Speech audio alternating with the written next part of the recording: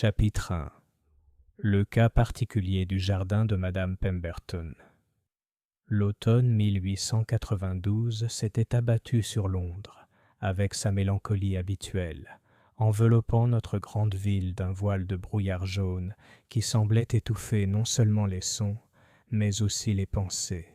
J'avais passé la majeure partie de cette matinée grise d'octobre dans mon cabinet, à soigner la femme d'un commerçant dont la nervosité avait été bouleversée par ce qu'elle affirmait être des apparitions spectrales dans son hôtel particulier de Belgravia.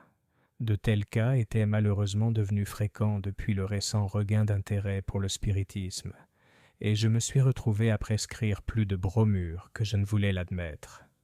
C'est avec un soulagement considérable que je suis rentré à notre logement du 221B Baker Street, où j'ai découvert mon ami Sherlock Holmes dans sa position habituelle devant la cheminée, apparemment perdu dans la contemplation des flammes dansantes. La vue familière de son profil pointu, de son nez de faucon et de ses yeux gris perçants a immédiatement apporté un sentiment d'ordre à cette journée plutôt éprouvante. « Ah, Watson !» dit-il sans se détourner du feu. « J'espère que les fantômes de Madame Ashford se sont révélés sensibles au traitement médical. » Je m'arrêtai pour retirer mon manteau, même si j'aurais dû m'habituer à de telles démonstrations de son incroyable sens de l'observation. « Comment pouvez-vous connaître la nature de ma consultation matinale ?» Holmes se retourna enfin, un léger sourire aux lèvres. « Élémentaire, mon cher. Le parfum subtil mais caractéristique de l'eau de lavande imprègne votre manche. Une préparation couramment utilisée par les dames d'un certain rang social pour lutter contre les troubles nerveux. La légère trace de craie sur votre poignet droit suggère que vous avez passé un temps considérable à rédiger des ordonnances, tandis que la posture particulière de vos épaules traduit la lassitude liée à la prise en charge de patients hystériques plutôt que de patients réellement malades. Le cas de Madame Ashford est au cœur des conversations dans les appartements des domestiques de Belgravia depuis 2 semaines. Une présence fantomatique qui n'apparaît que lorsque son mari est en déplacement professionnel. Une manifestation classique d'épuisement nerveux provoquée par les angoisses conjugales, je pense. Je me suis installé dans mon fauteuil en secouant la tête avec regret. Vos méthodes ne cessent de m'étonner, Holmes. Cependant, je dois dire que votre déduction concernant la situation familiale de Madame Ashford s'avère remarquablement juste.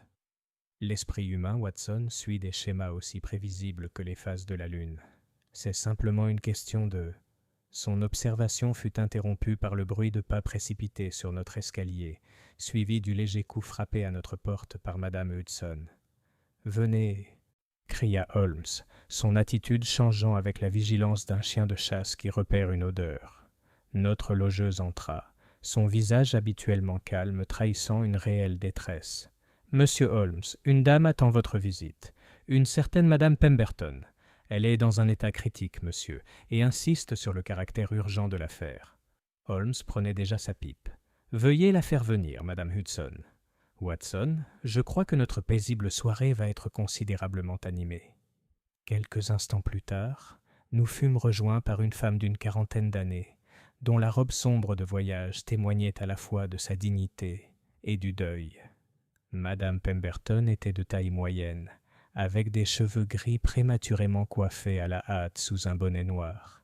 Ses mains gantées tremblaient tandis qu'elle serrait un petit réticule, et ses yeux bruns brillaient d'une étrange luminosité, fruit d'un mélange de détermination et de terreur à peine contenue. « Monsieur Holmes, » commença-t-elle sans préambule, « on me dit que vous êtes capable de résoudre l'impossible. J'espère qu'ils disent vrai, car je crains de devenir complètement folle. » Holmes désigna la chaise en face de la sienne. « S'il vous plaît, Madame Pemberton, calmez-vous. Watson, auriez-vous l'amabilité de servir un peu de cognac à notre invité? Alors, madame, qu'est-ce qui vous amène à Baker Street par une soirée aussi désagréable ?» Madame Pemberton accepta le verre avec gratitude, même si ses mains continuaient de trembler lorsqu'elle le porta à ses lèvres. « Il s'agit du jardin de mon défunt mari, Monsieur Holmes. Plus précisément de ses roses. » « Vraiment ?» Holmes se pencha en avant avec intérêt. « Et quelle propriété remarquable possèdent ces roses ?» « Il parle, Monsieur Holmes. » Sa voix baissa à peine jusqu'à un murmure. Ils parlent un code que mon mari m'a appris pendant son service dans le corps des télégraphes. Chaque matin, à 7 heures précises, l'une des roses de sa précieuse collection commence à cogner contre le mur du jardin. Le son suit le modèle du code Morse, délivrant des messages dénués de sens. Holmes échangea un rapide regard avec moi, mais son expression demeurait consciencieusement neutre. « Depuis combien de temps ce phénomène se produit-il, Madame Pemberton ? » « 3 semaines maintenant, depuis la nuit du cambriolage. » Elle s'essuya les yeux avec un mouchoir en dentelle. « Mon mari est décédé il y a 6 mois, Monsieur Holmes. »« D'une insuffisance cardiaque, » a dit le médecin. « Il m'a laissé notre maison à Hampstead et un revenu confortable, mais rien n'aurait pu me préparer à cela. »« Vous avez parlé de cambriolage, » ai-je interrompu. « A-t-on volé quelque chose de valeur ?» Le rire de Madame Pemberton était dénué d'humour. « C'est justement ça, docteur Watson. Rien n'a été emporté et pourtant tout a été dérangé. » L'intrus semblait particulièrement intéressé par le bureau de mon mari, où il conservait son vieux matériel télégraphique et ses journaux de guerre. Les tiroirs ont été vidés, les papiers éparpillés, mais à ma connaissance, rien n'a été emporté. Holmes avait commencé à faire les 100 pas devant la cheminée, les mains jointes dans le dos. « Parlez-moi de ces messages, Madame Pemberton. Vous dites qu'ils n'ont aucun sens. Pouvez-vous me rappeler des exemples précis ?» Elle fouilla dans son réticule et en sortit un petit carnet aux pages remplies d'annotations soignées, écrites d'une main féminine. J'ai commencé à les écrire dès les premiers jours. Le message d'hier matin était particulièrement clair.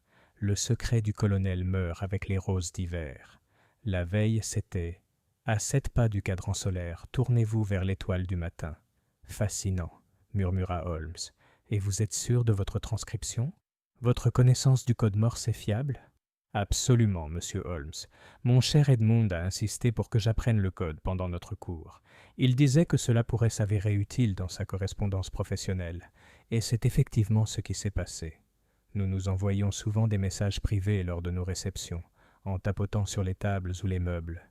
C'est devenu un jeu assez romantique entre nous. » Holmes marqua une pause. « Quelle est la profession de votre mari, Madame Pemberton ? » C'était un marchand importateur spécialisé dans les spécimens botaniques.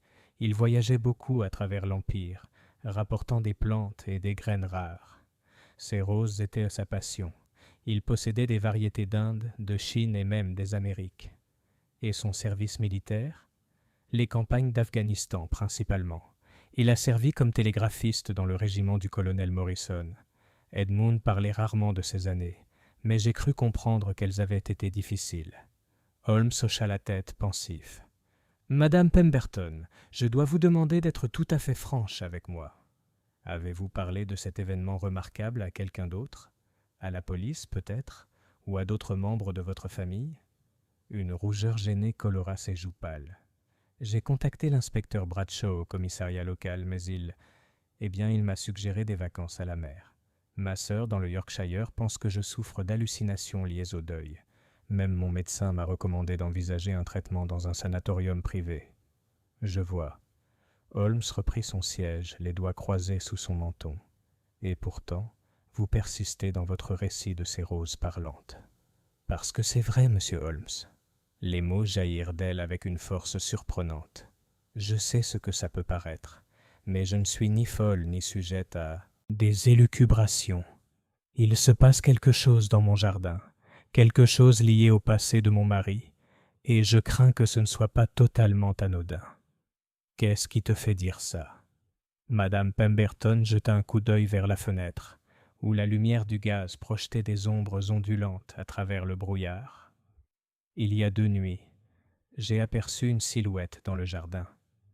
Un homme, je crois, debout parmi les rosiers à minuit. Quand j'ai pris mon courage à 2 mains pour regarder à nouveau, il avait disparu. Mais le lendemain matin, il y avait des traces de pas nettes dans le parterre. Quelqu'un d'autre est au courant des messages, monsieur Holmes. Quelqu'un qui n'a rien à faire sur ma propriété en pleine nuit. » Holmes resta silencieux un long moment, son regard perçant scrutant le visage de notre visiteur. Finalement, il prit la parole. « Madame Pemberton, Je reconnais que votre cas présente des difficultés particulières. Cependant, Watson et moi serions ravis d'enquêter sur cette affaire.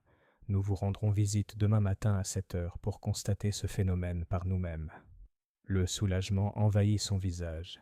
« Oh, monsieur Holmes, vous ne pouvez imaginer ma gratitude. J'avais commencé à craindre que personne ne me croie. » « Au contraire, chère madame. D'après mon expérience, les affirmations les plus extraordinaires cachent souvent les motivations les plus ordinaires.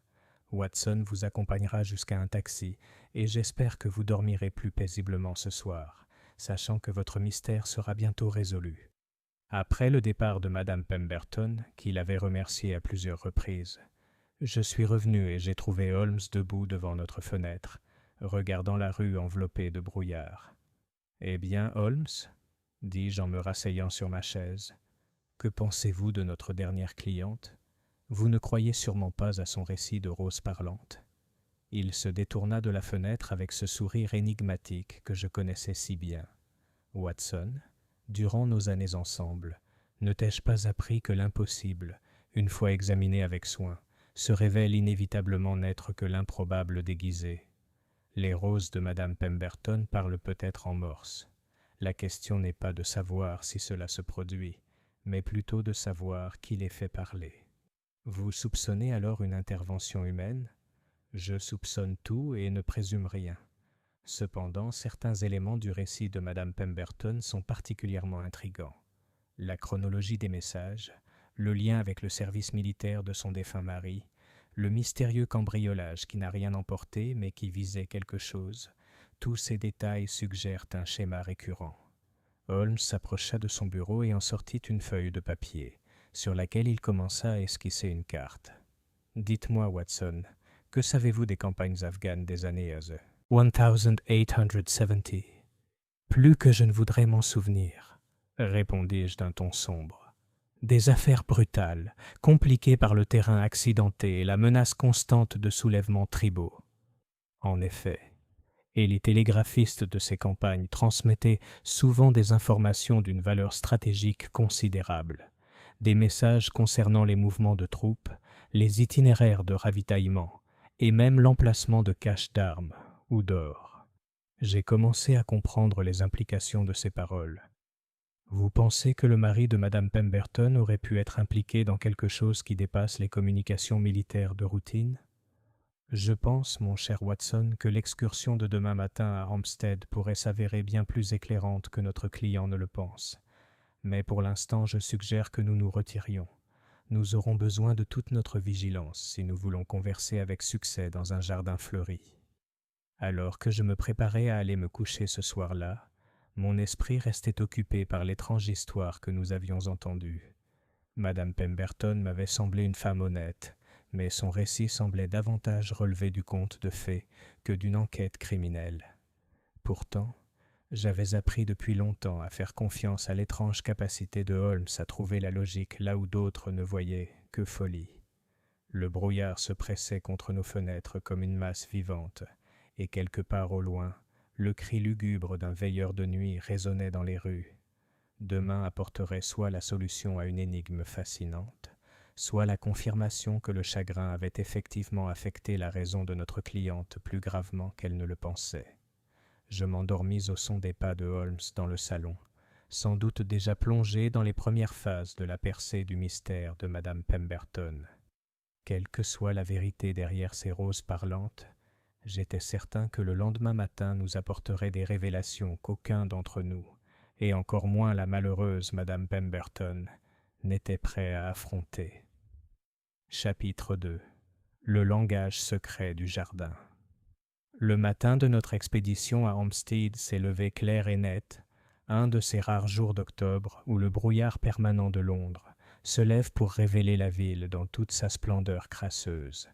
Je me suis levé et j'ai trouvé Holmes déjà habillé et assis à notre table du petit déjeuner, ses traits anguleux animés par l'énergie particulière qui précède toujours une enquête d'un avenir insolite.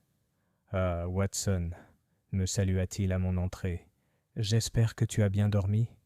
Une journée passionnante nous attend. » Je me suis servi du café dans le service en argent que madame Hudson avait soigneusement préparé. Avez-vous réfléchi davantage à la remarquable affirmation de Madame Pemberton? En effet, Holmes sortit un journal plié de la poche de son manteau. J'ai pris la liberté de consulter le dossier militaire de son défunt mari au ministère de la Guerre hier soir. Le capitaine Edmund Pemberton a servi avec distinction pendant la Seconde Guerre d'Afghanistan, rattaché au corps télégraphique du colonel Morrison. Très éclairant. De quelle manière? Holmes étala le journal devant moi, me montrant un petit article enfoui parmi les avis d'expédition. La nécrologie d'Edmund Pemberton, publiée il y a 6 mois. Notez la formulation curieuse. Décès subit d'une crise cardiaque alors qu'il travaillait dans son jardin bien-aimé. L'accent mis sur la mort subite semble assez prononcé. Vous ne trouvez pas? J'ai étudié la brève notice. Elle semble étrangement précise. Vous soupçonnez un acte criminel? Je ne soupçonne encore rien, mon cher, mais j'observe tout. Par exemple, avez-vous remarqué l'alliance de Madame Pemberton hier soir? J'ai avoué que je n'avais pas prêté une attention particulière à ces détails. Il portait des égratignures récentes, poursuivit Holmes, du genre de celles que l'on trouve lors d'une manipulation nerveuse en période de stress extrême. Soit Madame Pemberton a pris cette habitude assez récemment, soit elle n'a pas été très franche sur son état émotionnel suite à la mort de son mari. Avant que je puisse répondre, Madame Hudson apparut pour nous annoncer l'arrivée de notre fiacre. Nous prîmes nos manteaux et traversâmes les rues animées du matin en direction de Hampstead, ce faubourg verdoyant où les Londoniens les plus aisés se réfugiaient loin du bruit et de la suie de la ville. La résidence Pemberton s'est avérée être une belle maison géorgienne, située en retrait de la route, entourée d'ormes matures qui projetaient des ombres dansantes sur l'allée pavée. Madame Pemberton nous a accueillis à la porte d'entrée, l'air nettement plus calme que la veille, même si j'ai décelé la même tension sous-jacente dans ses manières. « Monsieur Holmes, Dr. Watson, c'est gentil de votre part d'être venu si vite, » dit-elle en nous conduisant à travers un couloir décoré avec goût et bordé de gravures botaniques. J'avoue que j'ai à peine dormi, me demandant si vous trouveriez mon récit crédible dans la froide lumière du jour. Au contraire, Madame Pemberton, répondit Holmes, j'ai très hâte de faire connaissance avec vos remarquables roses. Auriez-vous l'amabilité de nous faire visiter le jardin? Elle nous fit franchir des portes-fenêtres pour accéder à une terrasse dallée qui surplombait ce qui était sans conteste l'un des plus beaux jardins privés du nord de Londres. Edmund Pemberton était manifestement un homme de goût et un horticulteur hors pair. Les bordures automnales resplendissaient de chrysanthèmes et d'astères à floraison tardive, tandis que des allées soigneusement entretenues serpentaient entre des arbres rares et des arbustes d'ornement. Mais c'est la roseraie qui retient immédiatement l'attention. Disposée en massif formel autour d'un cadran solaire central, la collection présentait des variétés que je n'avais jamais vues auparavant. Même en octobre, de nombreux arbustes conservaient leurs fleurs, dont les couleurs allaient du pourpre le plus profond au jaune le plus pâle. Certains arboraient des fleurs aux teintes si inhabituelles, d'étranges violets et des blancs teintés de bleu, qu'elles semblaient fresques surnaturelles à la lumière matinale. « La fierté et la joie de mon mari, » dit doucement Madame Pemberton. « Il a passé 20 ans à constituer cette collection, rapportant boutures et graines des 4 coins de l'Empire. Ce buisson-là, celui aux pétales rayés si particuliers, vient d'un jardin de monastère au Tibet, et ses rosiers grimpants contre le mur sud représentent des variétés que les botanistes de Napoléon ont découvertes en Égypte. » Holmes s'agitait déjà parmi les massifs avec l'intensité que je connaissais si bien, son regard perçant scrutant chaque détail de la composition. « De magnifiques spécimens, » murmura-t-il. « Votre mari possédait manifestement des connaissances botaniques et une patience considérable. Dites-moi, Madame Pemberton, quel arbuste produit ces mystérieux messages ?» Elle désigna un spécimen robuste près du mur est du jardin, dont les fleurs rouges foncées étaient encore abondantes malgré l'avancée de la saison. Celui-là, Edmund l'appelait sa rose de Kandahar. Il l'a fait pousser à partir de boutures rapportées d'Afghanistan. Chaque matin à cette heure précise, il commence à fleurir. J'ai consulté ma montre de poche. On a 3 minutes à attendre. Comme appelé par mes paroles, une cloche d'église sonna l'heure au loin. Pendant un instant, rien ne se fit entendre, hormis le léger bruissement des feuilles dans la brise matinale. Puis, clair et inimitable, un léger tapotement retentit. Je me tournai brusquement vers le rosier, n'en croyant pas mes oreilles. Le son était effectivement rythmé, suivant le schéma familier du code Morse que j'avais appris pendant mon service militaire. Coup bref, coup long, pause, la signature indubitable d'une communication délibérée. Holmes avait sorti un petit carnet et transcrivait la séquence à la vitesse de l'éclair, sa plume rythmant les tapotements mystérieux. Madame Pemberton se tenait immobile à côté de nous, le visage pâle, mêlé de justification et de peur. « Le trésor dort là où les aigles craignent de s'aventurer », lut Holmes à voix haute tandis que les coups cessaient. Très poétique. Madame Pemberton, vous aviez tout à fait raison. Quelqu'un ou quelque chose fait bel et bien parler vos roses. Mais comment est-ce possible ? Demandai-je en examinant attentivement le buisson. Je ne vois aucun dispositif mécanique, aucun fil caché ni tube. Acoustique. Holmes était accroupi près de la plante, sa loupe braquée sur la base de la tige principale. Watson, observe le sol autour des racines. Remarques-tu quelque chose d'inhabituel ? Je m'agenouillai près de lui et observai la terre. À première vue, elle paraissait parfaitement ordinaire, mais un examen plus approfondi révéla de subtiles perturbations dans la structure du sol. « Le sol a été remué récemment, dis-je. Quelqu'un a creusé ici. Exactement. Et remarquez ces curieuses empreintes dans la terre, des formes rectangulaires, d'environ la taille de... » Holmes marqua une pause, puis sourit d'un air sombre. « Madame Pemberton, le bureau de votre mari contient-il du vieux matériel télégraphique ?» Eh bien oui. Edmund gardait plusieurs de ses instruments militaires en souvenir. Une clé télégraphique portable, du fil de cuivre, divers composants électriques. Il en faisait parfois la démonstration aux visiteurs intéressés par ses expériences militaires. J'aimerais beaucoup examiner ces objets, si vous le permettez. Madame Pemberton nous fit rentrer dans la maison et nous conduisit par un étroit escalier jusqu'à une petite pièce qui avait manifestement servi de retraite privée à son mari. Les murs étaient tapissés de textes botaniques et de mémoires militaires, tandis qu'un lourd bureau en chêne dominait le centre de la pièce. Sur ce bureau se trouvait une série d'instruments de cuivre évoquant l'ancienne profession d'Edmund Pemberton. Holmes examina chaque objet avec un soin méticuleux, murmurant parfois des observations. Clé télégraphique, excellent état. Fil de cuivre, récemment manipulé. Composant de batterie.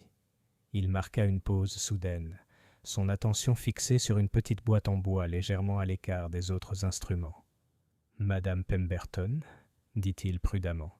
« Quelqu'un d'autre est-il entré dans cette pièce depuis le cambriolage dont vous avez parlé ?»« Personne d'autre que moi, et seulement brièvement. J'ai trouvé le dérangement trop dérangeant pour passer beaucoup de temps ici. » Holmes ouvrit la boîte en bois avec une satisfaction évidente. À l'intérieur, niché dans du feutre vert, se trouvait une collection de petits dispositifs mécaniques comme je n'en avais jamais vu auparavant. Il s'agissait de touches télégraphiques miniatures, mais construites avec une précision extraordinaire et équipées de ce qui ressemblait à des mécanismes de temporisation. « Un savoir-faire remarquable », murmura Holmes. « Votre mari était manifestement un homme aux multiples talents, Madame Pemberton.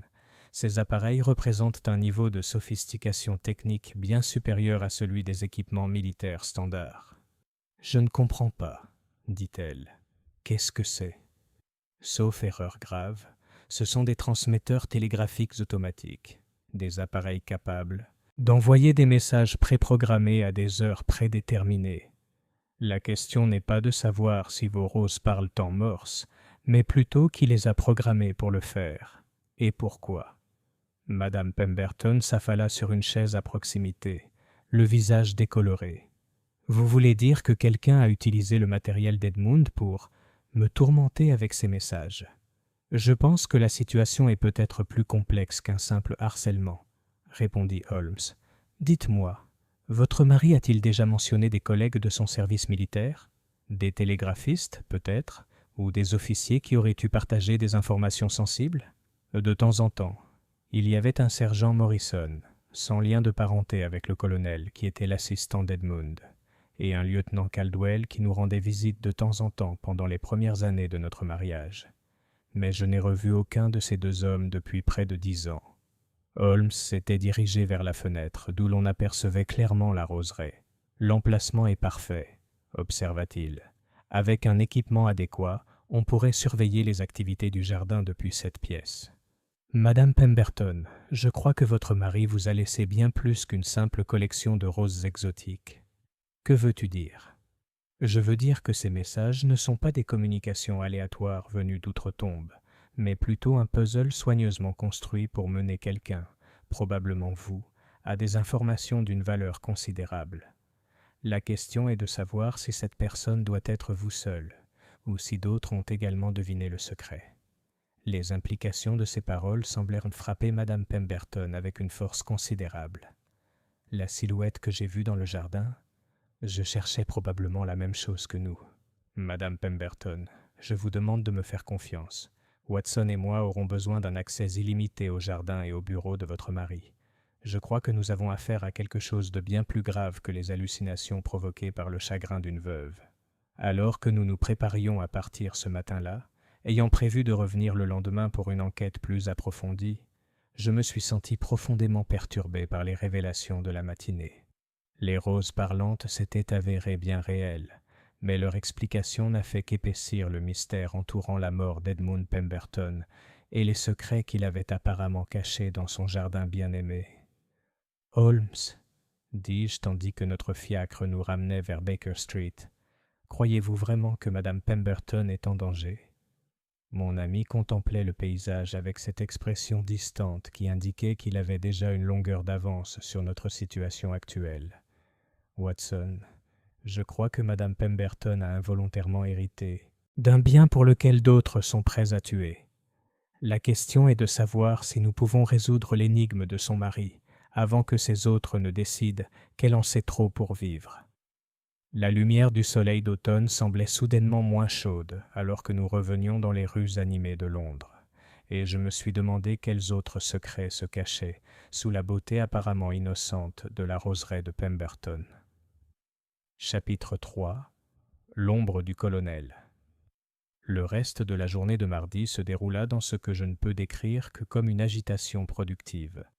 Holmes s'était installé dans son fauteuil devant la cheminée, sa pipe et la transcription du matin, ne sortant qu'occasionnellement pour consulter l'un de ses nombreux ouvrages de référence ou pour arpenter notre salon avec l'énergie insatiable d'une panthère en cage. J'essayais de m'occuper de ma correspondance du jour et de plusieurs notes de cas à mettre à jour, mais mon attention était constamment attirée par les activités de mon ami. À l'heure du thé, l'atmosphère dans notre logement était devenue si dense, imprégnée de fumée de tabac et de tension intellectuelle, que je me suis finalement risqué à interrompre ces délibérations. « Holmes, ai-je demandé, avez-vous fait des progrès avec le puzzle de Madame Pemberton ?» Il leva les yeux de l'almanach militaire qu'il consultait, ses yeux gris brillants d'une intensité particulière qui annonçait une avancée décisive. « Watson, connaissez-vous la bataille de Maiwand ?» La question m'a frappé comme un coup dur. Je pense que oui, vu que j'étais là. Ce n'était pas vraiment mon expérience militaire la plus agréable. Bien sûr, pardonnez-moi, j'oublie parfois que votre connaissance des campagnes afghanes dépasse le cadre de la recherche universitaire. Holmes posa l'almanach et me fixa de son regard pénétrant. Que pouvez-vous me dire sur les communications télégraphiques lors de cet engagement précis? Je me suis installé dans mon fauteuil, repensant à contre-cœur à cette journée torride de juillet 1880, où tout avait terriblement mal tourné. Les communications étaient chaotiques, si je me souviens bien. Nous avancions sur Kandahar lorsque nous avons rencontré une force afghane bien plus importante que ce que les renseignements avaient indiqué. Les lignes télégraphiques reliant le camp de base ont été coupées dès le début des combats. Exactement. Et pourtant, selon ces archives militaires, plusieurs messages codés ont été transmis avec succès pendant la bataille. des messages qui, selon les enquêtes ultérieures, contenaient des informations qui auraient dû être impossibles à obtenir dans ces circonstances. Quel genre d'informations? Holmes se leva et s'approcha de notre fenêtre, contemplant la rue éclairée au gaz en contrebas. Position des troupes, approvisionnement en munitions, et même prévision de renfort. Le genre de renseignements qui aurait été précieux pour l'ennemi s'ils étaient tombés entre de mauvaises mains. Les implications de ces paroles me firent froid dans le dos. Vous insinuez qu'il y avait un traître parmi les télégraphistes. Je suggère que le capitaine Edmund Pemberton a pu être impliqué dans des activités bien au-delà de ses fonctions officielles. Considérez les preuves. Un télégraphiste ayant accès à des communications militaires sensibles, une carrière ultérieure dans l'importation de spécimens botaniques des régions mêmes où il a servi, et maintenant, des messages posthumes évoquant des trésors cachés et des secrets qui meurent avec les roses d'hiver. Je me suis penché en avant sur ma chaise. Tu crois qu'il vendait des renseignements militaires? Je pense qu'il a peut-être découvert quelqu'un d'autre se livrant à de telles activités et a pris des mesures pour préserver les preuves de sa trahison. La question est de savoir si ces preuves existent toujours, et si le mystérieux visiteur nocturne de Madame Pemberton est le traître lui-même, cherchant à éliminer le dernier témoin de ces crimes. Avant que je puisse répondre, Madame Hudson est apparue à notre porte avec un télégramme qui venait d'arriver. Holmes l'a ouvert avec une impatience évidente, puis me l'a tendu avec un sourire sinistre. « Au ministère de la guerre », expliqua-t-il. « J'ai pris la liberté de demander des informations sur les états de service du capitaine Pemberton et de ses collègues officiers. » Le télégramme était bref mais éclairant. Colonel James Morrison, décédé en 1885. Stop lieutenant Harold Caldwell, résidant actuellement à Chelsea. Stop sergent William Morrison. Aucun lien de parenté avec le colonel libéré en 1881, où il se trouve actuellement inconnu. Stop. Sergent Morrison. Ai-je songé? L'homme que Madame Pemberton a mentionné comme étant l'assistant de son mari. En effet. Et notez la date de sa démobilisation. 1881, moins d'un an après la bataille de Maiwand. Un timing plutôt curieux pour un soldat de carrière, vous ne trouvez pas? Holmes retourna à sa chaise et commença à bourrer sa pipe avec des gestes délibérés qui indiquaient qu'il élaborait un plan d'action. Watson, je crois qu'il est temps d'aller rendre visite au lieutenant Caldwell. Un homme résidant à Chelsea devrait être facile à localiser. Et je suis très curieux de savoir ce dont il se souvient des activités de son ancien collègue. Le lendemain matin, nous étions dans un fiacre, sillonnant les rues élégantes de Chelsea, ce quartier chic où officiers retraités et marchands prospères avaient établi leur résidence londonienne. Le lieutenant Caldwell s'est avéré être une maison modeste mais bien entretenue, située sur une place tranquille, avec ses ferrures en laiton étincelantes et son perron fraîchement lavé. Nous fûmes accueillis par un vieux domestique qui nous informa que son maître prenait sa matinée dans les jardins voisins, mais qu'il reviendrait dans un quart d'heure. Tandis que nous attendions dans un petit salon confortable, j'eus l'occasion d'observer plusieurs détails intéressants concernant notre hôte absent. Les murs présentant la collection habituelle de portraits militaires et d'armes d'apparat, comme on peut s'y attendre dans la maison d'un ancien officier. Mais j'ai remarqué que tout datait d'avant 1880. Aucune médaille de la campagne d'Afghanistan n'était visible, ni aucun souvenir de ce théâtre d'opération. Plus curieux encore, une vitrine abritait une impressionnante collection de matériel télégraphique, bien plus sophistiqué que tout ce que j'avais vu dans le bureau du mari de Madame Pemberton. « Holmes, murmurai-je, observez l'appareil télégraphique. Caldwell semble avoir conservé son intérêt pour les communications militaires. » Mon ami examinait une photo encadrée sur la cheminée, l'air pensif. En effet, et cette photo est très éclairante. Elle montre 3 officiers en Afghanistan, avec la mention « Télégraphe Corps, Kandahar, 1879 » inscrite en dessous.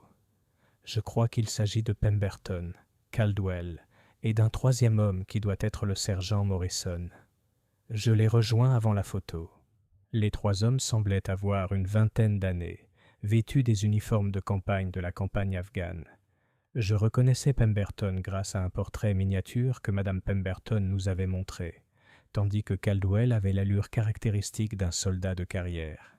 Le troisième homme, vraisemblablement le sergent Morrison, était plus petit et plus trapu que ses compagnons, avec les traits burinés d'un sous-officier de carrière. Ils ont l'air plutôt amicaux, ai-je observé. On ne s'attendrait pas à une relation aussi amicale en cas de trahison. Les apparences peuvent être trompeuses, Watson, mais je pense que nous allons bientôt en apprendre beaucoup plus sur ces relations. À cet instant, la porte du salon s'ouvrit sur un homme grand et mince, d'une 50aine d'années, dont l'allure militaire était encore évidente malgré le temps. Le lieutenant Caldwell, car il devait l'être, nous observait de ses yeux bleus perçants, mêlés de curiosité et de méfiance. « Messieurs, dit-il d'une voix rauque qui conservait les traces de sa formation militaire, mon homme m'informe que vous souhaitez discuter de questions relatives à mon service en Afghanistan. J'avoue que je suis curieux de savoir ce qui pourrait motiver une telle enquête après tant d'années. » Holmes se leva et s'inclina légèrement. « Monsieur Caldwell, je suis Sherlock Holmes et voici mon collègue, le docteur Watson. Nous enquêtons sur certaines irrégularités liées à la succession de votre ancien camarade, le capitaine Edmund Pemberton. L'effet du nom de Pemberton sur notre hôte fut immédiat et évident. » Le visage de Caldwell pâlit, et je vis ses mains trembler légèrement avant qu'il ne les croise derrière son dos, un geste qui lui était sûrement habituel depuis son passage dans l'armée. « Edmund Pemberton, » répéta-t-il lentement. « J'ai appris sa mort, bien sûr. D'une crise cardiaque, n'est-ce pas? Quel malheur! Nous avons servi ensemble dans le corps du télégraphe. »« Nous comprenons bien, » répondit Holmes d'un ton posé. « Sa veuve a rencontré des difficultés avec sa succession, et nous espérions que vous pourriez nous éclairer sur ses activités durant votre service commun. » Caldwell s'apprêta à se servir un cognac dans une carafe posée sur le buffet, bien que l'heure matinale rendît un tel rafraîchissement quelque peu inhabituel. Quel genre de difficultés? Il semble que le capitaine Pemberton ait laissé derrière lui certaines communications codées que sa veuve est incapable de déchiffrer. Nous pensions qu'un collègue télégraphiste pourrait posséder les connaissances nécessaires pour les interpréter. Je vois. Caldwell but une longue gorgée de son cognac avant de poursuivre. Et qu'est-ce qui vous fait penser que ces communications sont importantes? Holmes sourit avec une apparente innocence. Oh, ce ne sont peut-être que des messages romantiques entre mari et femme. Mais Madame Pemberton est naturellement impatiente de connaître les dernières volontés de son défunt mari. Pourriez-vous nous parler de votre relation de travail avec le capitaine Pemberton? Avez-vous mis au point des codes ou des procédures spécifiques? Pendant un long moment, Caldwell fixa son verre de brandy. Lorsqu'il parla enfin, sa voix était soigneusement maîtrisée. Edmund était un excellent officier et un excellent télégraphiste. Nous avons travaillé ensemble pendant près de 2 ans, assurant les communications entre différents avant-postes et la garnison principale de Kandahar. C'était un travail dangereux. Les Afghans tentaient fréquemment de couper nos lignes ou d'intercepter nos messages. Et le sergent Morrison? Qu'est-il devenu après la guerre? La question sembla frapper Caldwell comme un coup violent. Son verre lui glissa des doigts et se brisa sur le parquet dans un jet de cristal et de liquide ambré. « Morrison, » murmura-t-il. « Tu m'as posé des questions sur Morrison. »« N'aurions-nous pas dû ?» demanda Holmes d'un ton doux. Caldwell perdit son sang-froid. « Messieurs, je crains que vous ne soyez en grand danger. Si Morrison sait que vous avez enquêté sur les affaires d'Edmund. » Il marqua une pause, semblant aux prises avec un profond doute. « Il y a des choses concernant notre service en Afghanistan qui n'ont jamais été rendues publiques. Des choses que certaines personnes tueraient pour garder secrètes. »« Quel genre de choses ?» demandai-je. « Morrison vendait des informations à l'ennemi, » s'empressa de dire Caldwell. « Edmund l'a découvert pendant la bataille de Maiwand. Il avait des preuves, des messages codés, des relevés de paiement, et même des correspondances avec des agents afghans. Mais avant qu'il puisse dénoncer Morrison aux autorités, la bataille était perdue et Morrison a disparu. » Holmes se pencha en avant avec attention. « Qu'est-il arrivé aux preuves ? » Edmund l'a gardé. Il a dit que c'était une assurance. Tant que Morrison croirait que les preuves pourraient faire surface, il n'oserait pas se venger. Mais maintenant qu'Edmund est mort, et si Morrison pense que ses secrets sont enterrés avec lui, il souhaite naturellement s'assurer qu'ils restent enterrés, conclut Holmes d'un ton sombre. « Monsieur Caldwell, quand avez-vous vu ou entendu parler du sergent Morrison pour la dernière fois ?»« Plus depuis plus de 10 ans, mais il y a 3 semaines, j'ai reçu une lettre. » Caldwell se dirigea vers un tiroir de son bureau et en sortit une enveloppe froissée. Elle n'était pas signée, mais j'ai reconnu l'écriture de Morrison. Elle ne contenait qu'une adresse, celle de Madame Pemberton à Hampstead, et un seul mot. « Souviens-toi. » Holmes examina attentivement la lettre. « Vous n'avez pas pensé à prévenir Madame Pemberton ?»« La prévenir de quoi ? Que son mari avait un jour menacé de dénoncer un traître ? Je n'avais aucune preuve que Morrison ait eu de mauvaises intentions. Je pensais qu'il souhaitait simplement rendre hommage à la veuve d'Edmund. » « Une interprétation généreuse, » observa Holmes sèchement. « Monsieur Caldwell, je crois que Madame Pemberton est en danger immédiat. Si Morrison cherchait des preuves que son mari aurait dissimulées, et s'il pense qu'elle les aurait découvertes. » L'ancien lieutenant hocha la tête d'un air sombre. « Il ne reculera devant rien pour le récupérer. Morrison a toujours été impitoyable, même pendant notre service. Le genre d'homme qui sacrifierait n'importe qui pour sa propre survie. » Holmes se dirigeait déjà vers la porte. « Watson, nous devons retourner à Hampstead immédiatement. Monsieur Caldwell, je vous conseille vivement de prendre des vacances. Loin de Londres serait préférable. » Alors que nous quittions précipitamment la maison, je me suis senti profondément troublé par les révélations de la matinée. Ce qui avait commencé comme une enquête sur de mystérieux phénomènes horticoles s'était transformé en quelque chose de bien plus sinistre. Un jeu du chat et de la souris mortelle avec un traître qui avait déjà tué une fois et n'hésiterait pas à tuer à nouveau. « Holmes, dis-je alors que nous montions dans notre fiacre qui nous attendait, croyez-vous vraiment que Morrison a assassiné Edmund Pemberton ? » Je crois que Morrison a découvert que son ancienne victime ne se contentait plus de garder le silence sur ses crimes passés.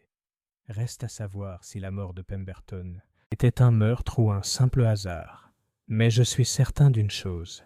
La vie de Madame Pemberton dépend de notre capacité à résoudre l'énigme de son mari avant que Morrison ne réalise ce dont elle a hérité sans le savoir. Le taxi s'est mis en marche en titubant, nous emportant à travers les rues animées de Londres vers ce qui, je le craignais, pourrait bien être notre affaire la plus dangereuse à ce jour. Derrière nous, dans son salon de Chelsea, le lieutenant Caldwell nous observait depuis sa fenêtre, et je ne pouvais m'empêcher de penser que notre visite avait déclenché des événements qu'aucun de nous ne pourrait contrôler. Chapitre 4. Un serpent dans le jardin. Notre voyage jusqu'à Hampstead me parut interminable, alors qu'en réalité, il n'avait pas duré plus de 40 minutes. Holmes était assis en avant dans le fiacre, sa silhouette élancée, tendue par l'urgence, tandis que je vérifiais et revérifiais mon revolver de service. Une habitude de l'époque militaire qui se renouvelait dès que le danger menaçait. Le poids familier de l'arme ne m'apportait guère de réconfort face à l'impitoyable adversaire que nous nous précipitions pour affronter. « Chauffeur !» cria Holmes d'un ton sec. « Il y a un souverain de plus si vous pouvez atteindre Hampstead dans la demi-heure. » Le fouet du chauffeur de taxi claqua avec un enthousiasme renouvelé, et notre allure s'accéléra dans les rues de la banlieue. Alors que nous dépassions les derniers rebards terrasses londoniens et pénétrions dans les abords verdoyants du quartier de Madame Pemberton, Holmes rompit enfin le silence qui nous avait tous deux enserrés. « Watson, à notre arrivée, je veux que tu te places de façon à pouvoir observer à la fois l'entrée principale et le jardin. Si Morrison est bien l'homme que Madame Pemberton a vu rôder parmi les rosiers, il pourrait tenter de s'enfuir lorsqu'il comprendra que nous avons découvert son identité. Et que vas-tu faire ? Je discute avec Madame Pemberton des derniers préparatifs de son mari. Si mes déductions sont correctes, Edmund Pemberton était bien plus intelligent que Morrison ne le pense. Les messages codés des roses ne sont pas de simples provocations, ce sont des instructions.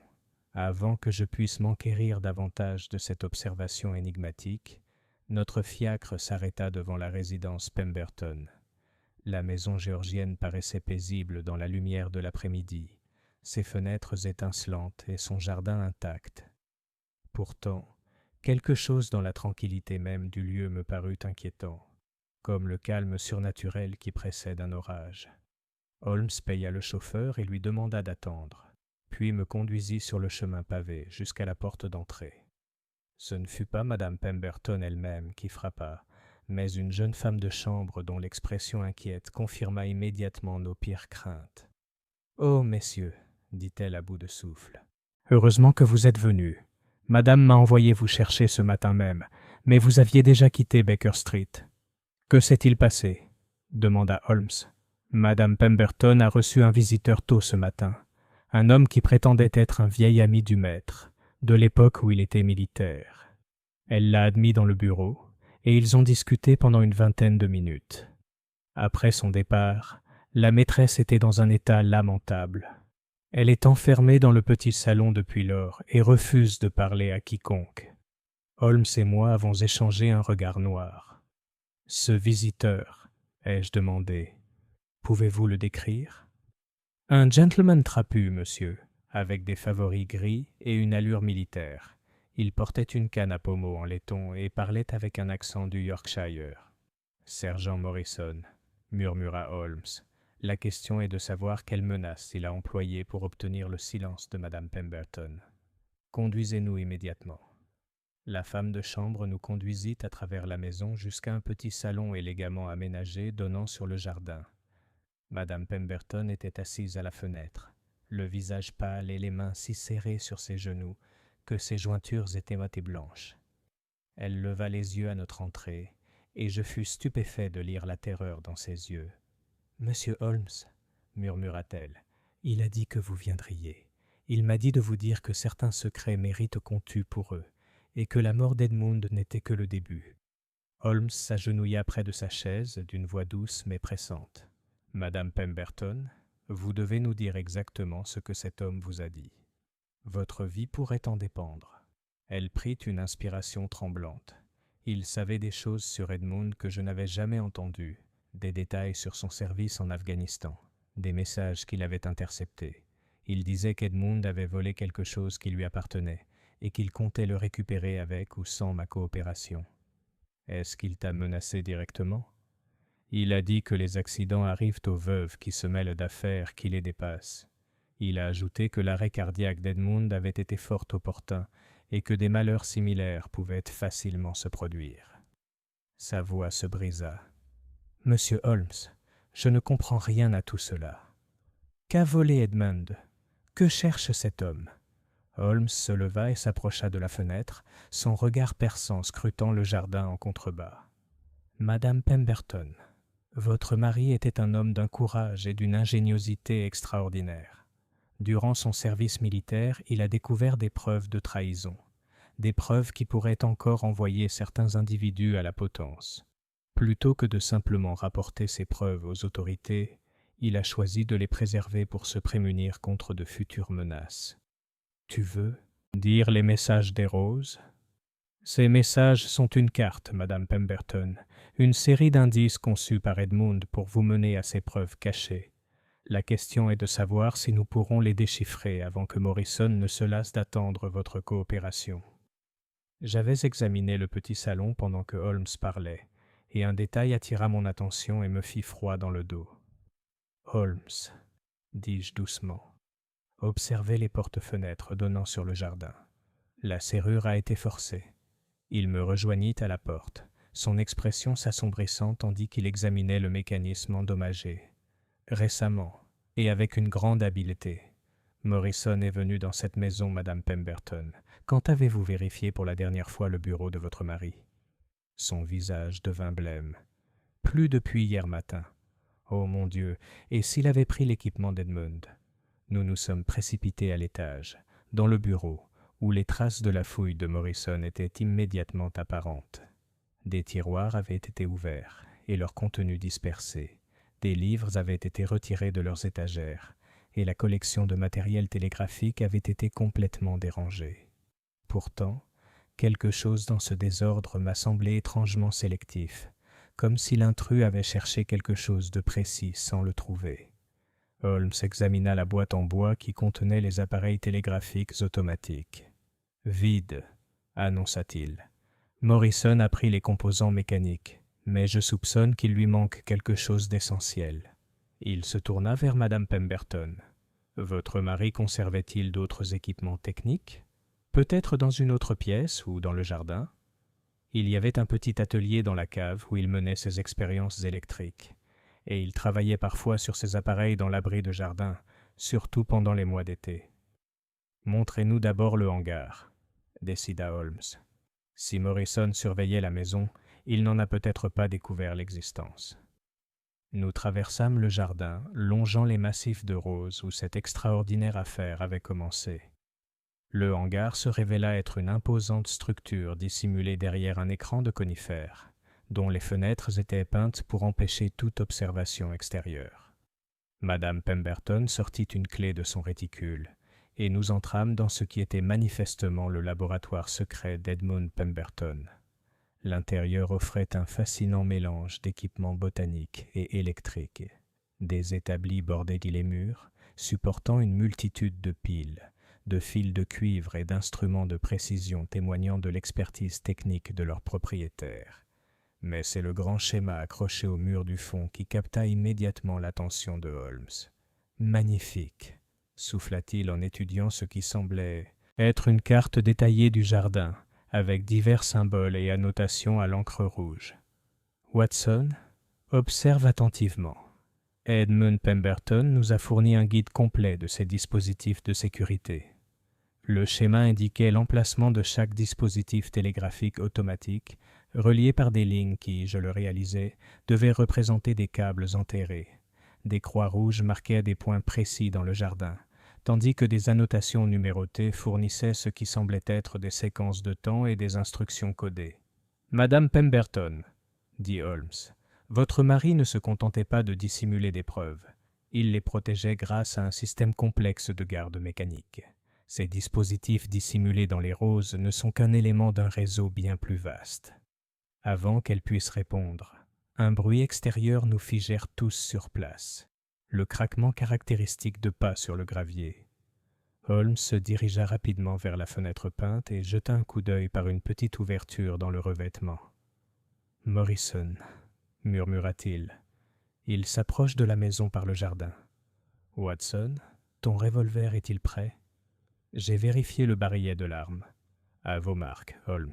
« Madame Pemberton, vous devez rester ici et garder le silence absolu. Watson et moi allons mettre un terme à cette affaire une fois pour toutes. » Nous nous sommes glissés hors du hangar et avons pris position derrière un grand buisson de rhododendrons qui offrait une excellente vue sur la partie centrale du jardin. Morrison était bel et bien présent, une silhouette trapue vêtue d'un pardessus sombre, se déplaçant avec la précision d'un homme habitué aux travaux dangereux. Dans sa main droite, il tenait une lourde canne, tandis que dans sa main gauche, il tenait ce qui semblait être l'un des appareils télégraphiques volés.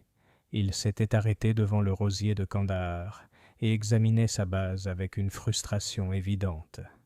Sous notre regard, il commença à creuser le sol autour des racines de la plante, ses mouvements devenant de plus en plus agités, ses recherches s'avérant infructueuses. « Tu cherches quelque chose, Morrison ?» s'écria Holmes en sortant de notre cachette, les mains jointes dans le dos, dans un geste d'apparente nonchalance. L'effet sur Morrison fut électrique. Il se tourna vers nous, son visage buriné se tordant de rage et de reconnaissance. « Sherlock Holmes !» gronda-t-il. « J'aurais dû me douter que Caldwell vous mêlerait à cette affaire. » « Le lieutenant Caldwell s'est révélé très instructif sur vos activités pendant les campagnes afghanes, » répondit Holmes d'un ton affirmatif. « Trahison est un mot bien laid, vous ne trouvez pas ? Même si je suppose que meurtre est bien pire. » Morrison serra plus fort sa canne, et je remarquai que sa tête en laiton avait la forme d'un cobra, un symbole, approprié pour un personnage aussi venimeux. Edmund Pemberton était un imbécile qui ne se mêlait pas de ses affaires. Sa mort était une grâce comparée à ce qu'il méritait. Alors tu admets l'avoir assassiné ? Je n'avoue rien qui ne puisse être prouvé devant un tribunal, et puisque la seule preuve de mes activités pendant la guerre a disparu avec Pemberton, je pense que nous pouvons considérer l'affaire comme close.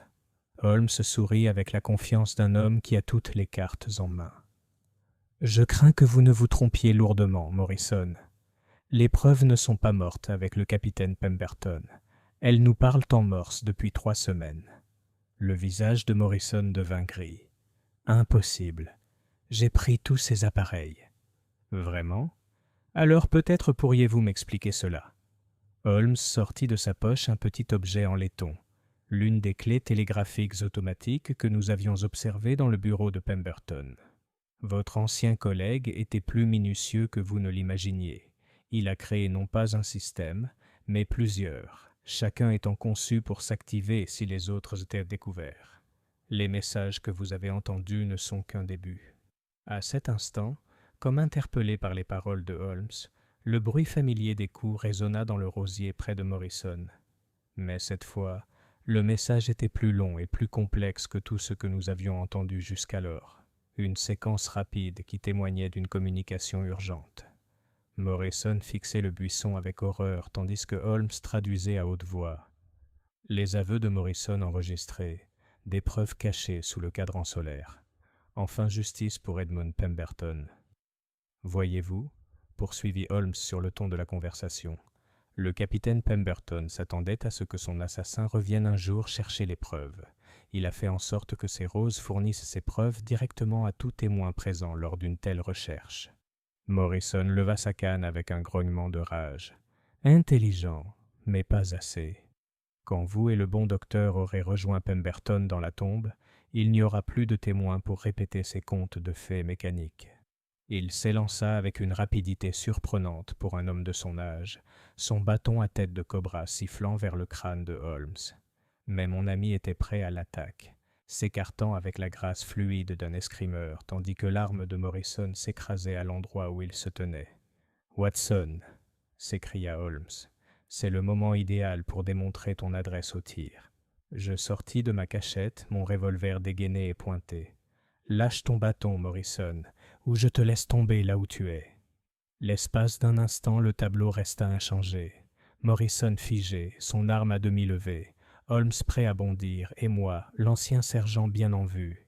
Puis, vaincu, les épaules de Morrison s'affaissèrent, et le bâton du cobra s'échappa de ses doigts inertes. « 20 ans, murmura-t-il. 20 ans. J'ai vécu dans la peur que les preuves de Pemberton fassent surface. 20 ans à me demander quand l'étau se resserrerait enfin autour de mon cou. Et maintenant, vos interrogations sont terminées, observa Holmes. Watson, je crois que l'inspecteur Bradshaw de la police locale devrait être appelé pour prendre en charge notre prisonnier. Madame Pemberton voudra entendre les aveux complets de Morrison, et je soupçonne que le ministère de la Guerre sera particulièrement intéressé par la récupération de leurs secrets volés. Tandis que nous accompagnions Morrison vers la maison, sous la surveillance constante de mon revolver, je me suis retrouvé à m'émerveiller une fois de plus des capacités extraordinaires de mon ami. Ce qui avait commencé comme une enquête sur des phénomènes surnaturels s'était révélé être un chef-d'œuvre d'ingéniosité mécanique et de planification stratégique, la victoire finale d'un mort sur le traître qui l'avait assassiné. Pourtant, même si nous savourions ce triomphe, je ne pouvais m'empêcher de penser que notre aventure était loin d'être terminée. Edmund Pemberton avait été un homme aux nombreux secrets, et quelque chose me disait que la confession de Morrison ne serait que la première d'une longue série de révélations, attendant d'être découverte au plus profond du jardin de Hampstead. Chapitre 5. Sous l'ombre du cadran solaire.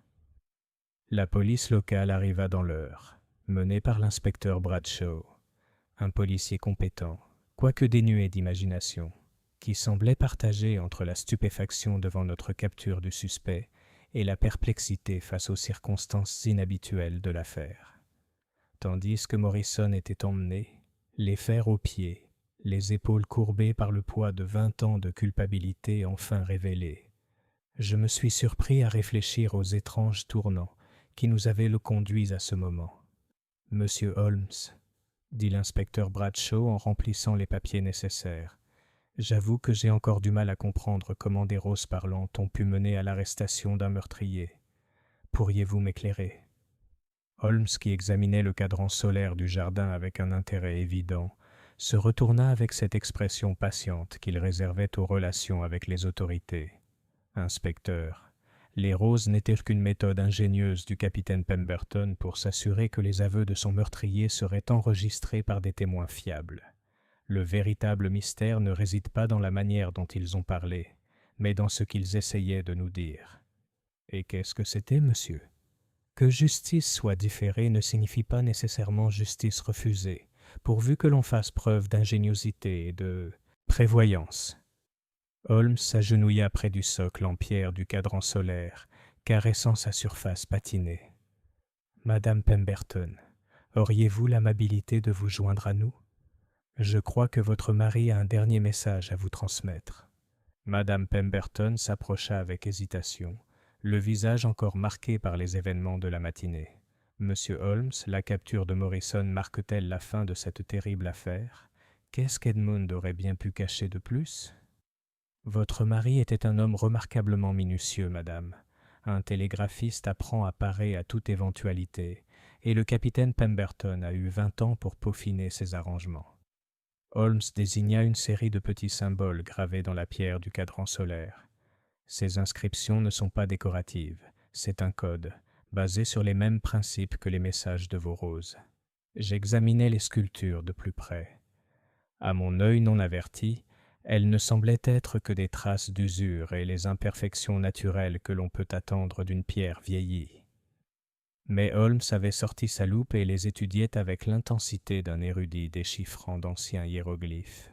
« Watson, dit-il soudainement, te souviens-tu du message de ce matin du Kandahar rose ?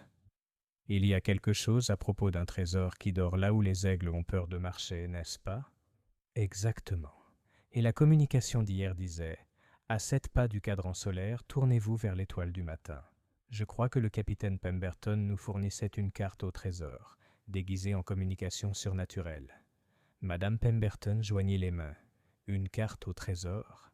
Mais quel genre de trésor Edmund pouvait-il bien posséder ? Il était aisé, certes, mais pas vraiment riche. Pas un trésor, Madame Pemberton, mais quelque chose de bien plus précieux et de bien plus dangereux.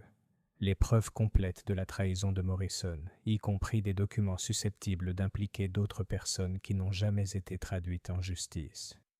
Holmes avait commencé à compter les pas depuis le cadran solaire, se dirigeant vers le mur est du jardin, là où le soleil matinal apparaîtrait. Après exactement 7 pas, il s'arrêta et examina attentivement le sol. « Madame Pemberton, cette partie de votre jardin a-t-elle été récemment perturbée ? Le sol semble plus meuble ici qu'ailleurs. » Elle le rejoignit, étudiant la terre avec une excitation croissante. Edmund a passé beaucoup de temps à travailler dans cette région durant les mois précédant sa mort. Il a dit qu'il préparait un massif spécial pour de nouvelles variétés de roses qu'il avait commandées en Inde. Je soupçonne que ces activités botaniques n'étaient qu'une couverture commode pour des fouilles plus importantes. Watson, pourriez-vous récupérer quelques outils de fouille dans l'abri de jardin ? Je crois que nous sommes sur le point de découvrir le plus grand secret du capitaine Pemberton. 20 minutes plus tard, armés de pelles récupérées dans le hangar, nous avions creusé une zone rectangulaire d'environ 1 mètre sur 2, sur une profondeur d'environ 45 cm. À ce moment-là, la pelle de Holmes heurta quelque chose de solide, non pas une pierre ou une racine, mais le bruit caractéristique du métal contre le bois. « Excellent, » murmura-t-il en repoussant la terre du bout des doigts. « Madame Pemberton, je crois que nous avons retrouvé l'héritage de votre mari. » L'objet s'avéra être une imposante boîte en bois, scellée à la cire et enveloppée dans un tissu huilé pour la protéger de l'humidité. Holmes la souleva avec précaution de son emplacement, notant son poids considérable, suggérant un contenu important. « Devrions-nous l'examiner ici ou préférez-vous l'intimité de votre salon ? » demanda-t-il à Madame Pemberton. « Tiens, dit-elle fermement, Edmund voulait que ce soit dans son jardin, parmi ses roses préférées. Cela semble approprié pour honorer ses vœux. » Holmes sortit un canif et coupa soigneusement le seau de cire et l'emballage en tissu huilé. À l'intérieur du coffret en bois, protégé par des couches de soie et de coton, se trouvait une collection de documents, de photographies et ce qui semblait être plusieurs journaux reliés en cuir.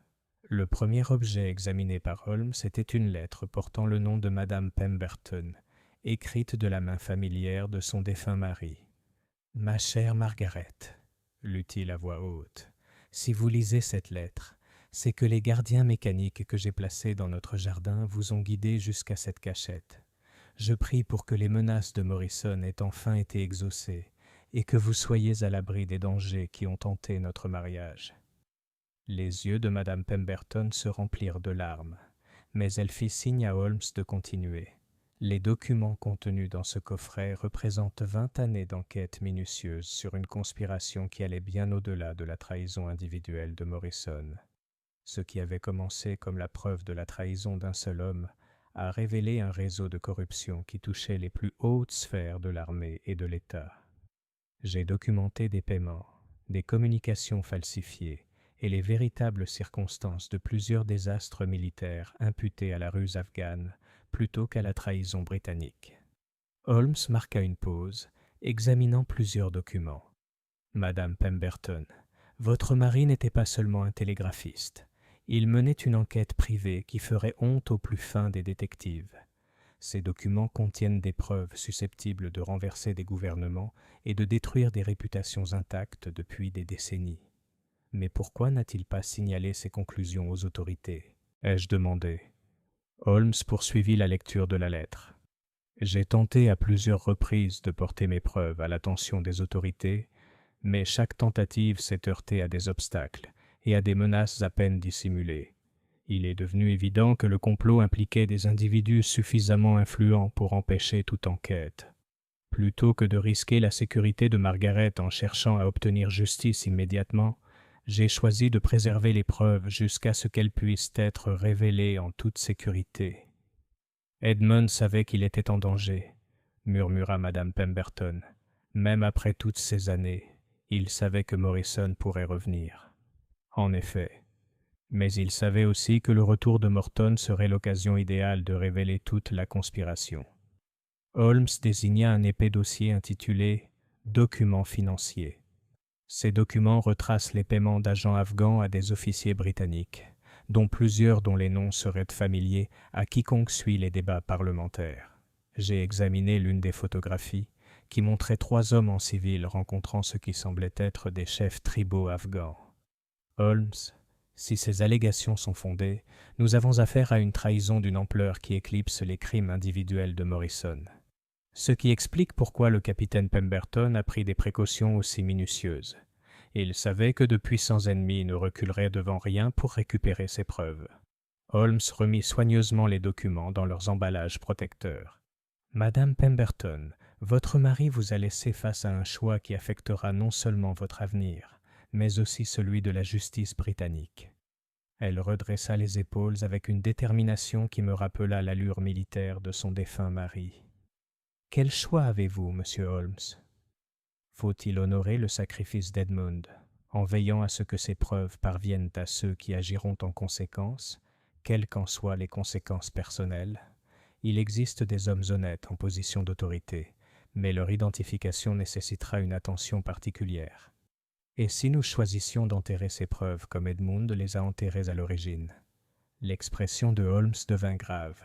Alors les associés de Morrison finiront par découvrir ce que nous avons découvert, et le cycle du meurtre et de l'intimidation se poursuivra. La mort de votre mari n'aura servi à rien, et d'autres innocents paieront le prix de notre silence. » Madame Pemberton resta silencieuse un long moment, debout parmi les rosiers de son mari, tandis que le soleil de l'après-midi projetait de longues ombres sur le jardin. Lorsqu'elle parla enfin, sa voix était ferme et déterminée. Edmund a passé 20 ans de sa vie à réclamer justice pour ses camarades tombés au combat. Je ne peux pas déshonorer ce sacrifice en choisissant la voie de la sécurité plutôt que celle de la justice. Elle regarda Holmes droit dans les yeux. Que devons-nous faire ? Tout d'abord, nous devons nous assurer que ces preuves parviennent à une personne à l'abri de la corruption, quelqu'un doté de l'autorité et de l'intégrité nécessaires pour agir. Je crois connaître une telle personne, même si l'approcher nécessitera des négociations délicates.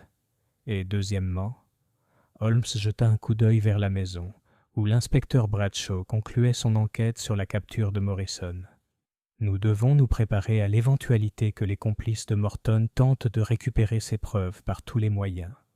Les tuteurs mécaniques de votre mari ont rempli leur fonction, mais je crains que nous ayons besoin d'une protection plus conventionnelle dans les jours à venir.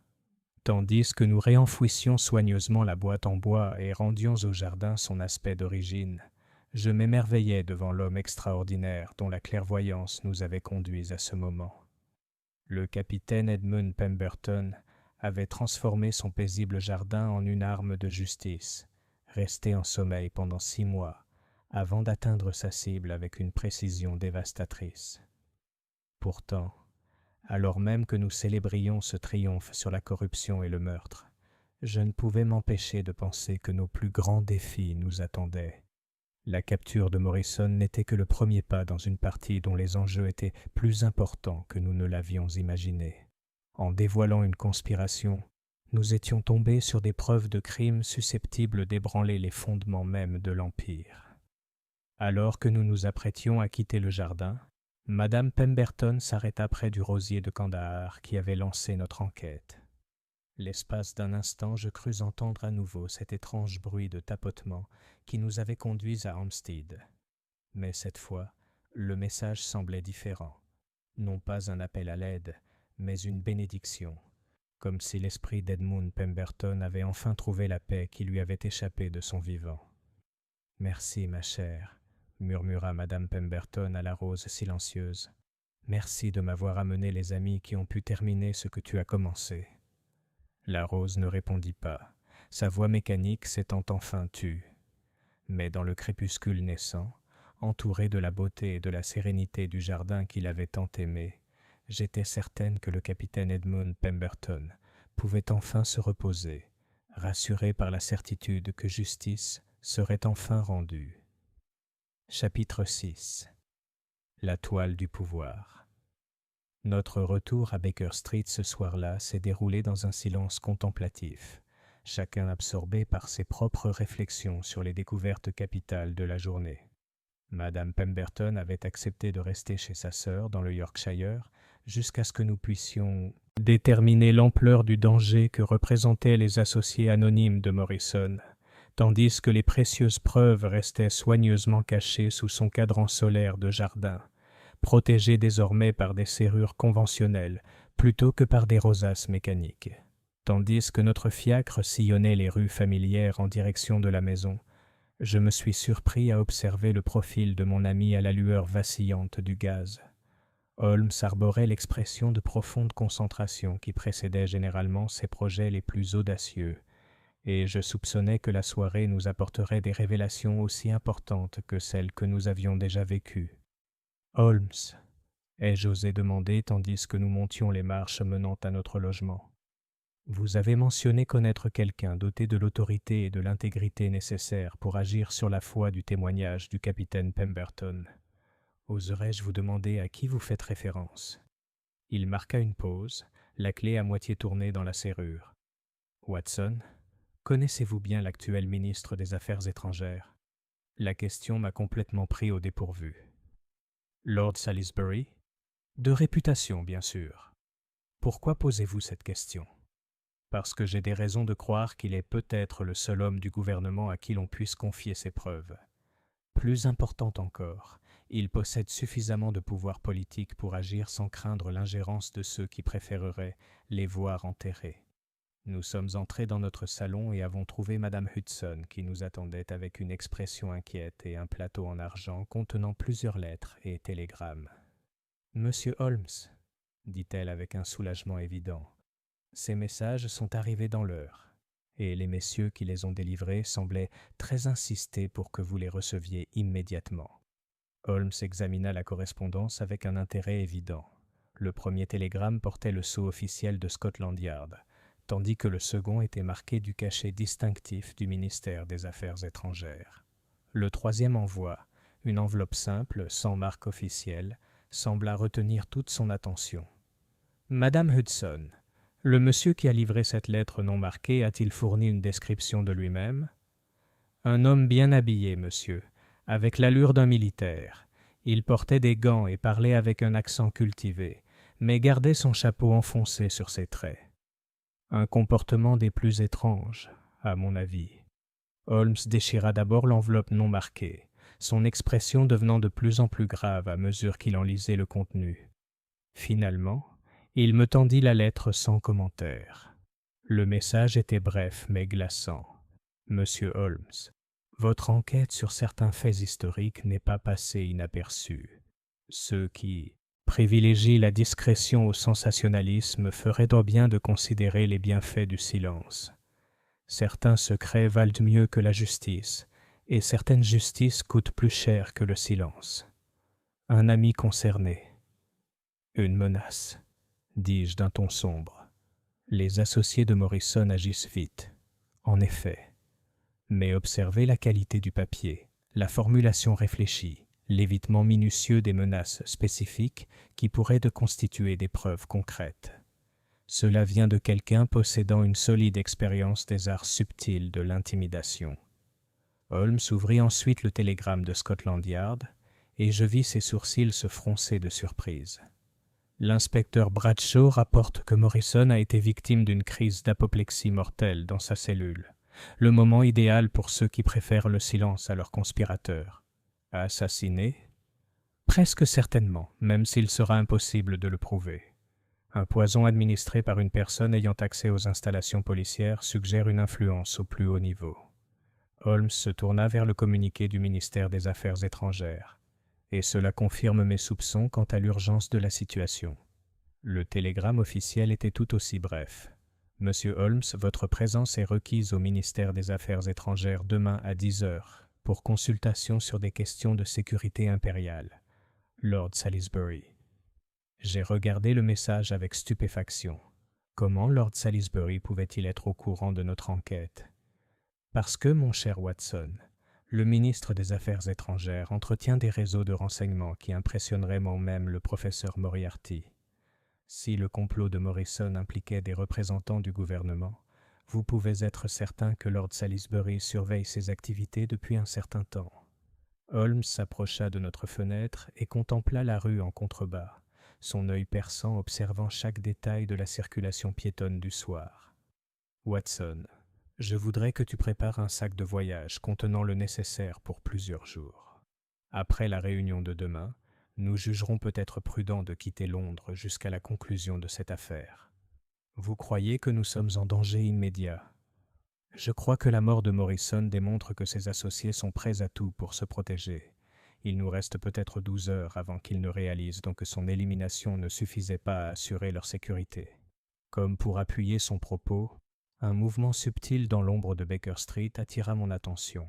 Une silhouette vêtue d'un pardessus sombre se tenait immobile sous un lampadaire, apparemment absorbée par la lecture d'un journal.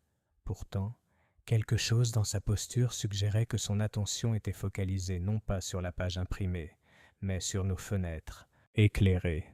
« Holmes, dis-je doucement, il semble que nous ayons trouvé un observateur. » Il me rejoignit à la fenêtre, suivant mon regard vers la silhouette suspecte.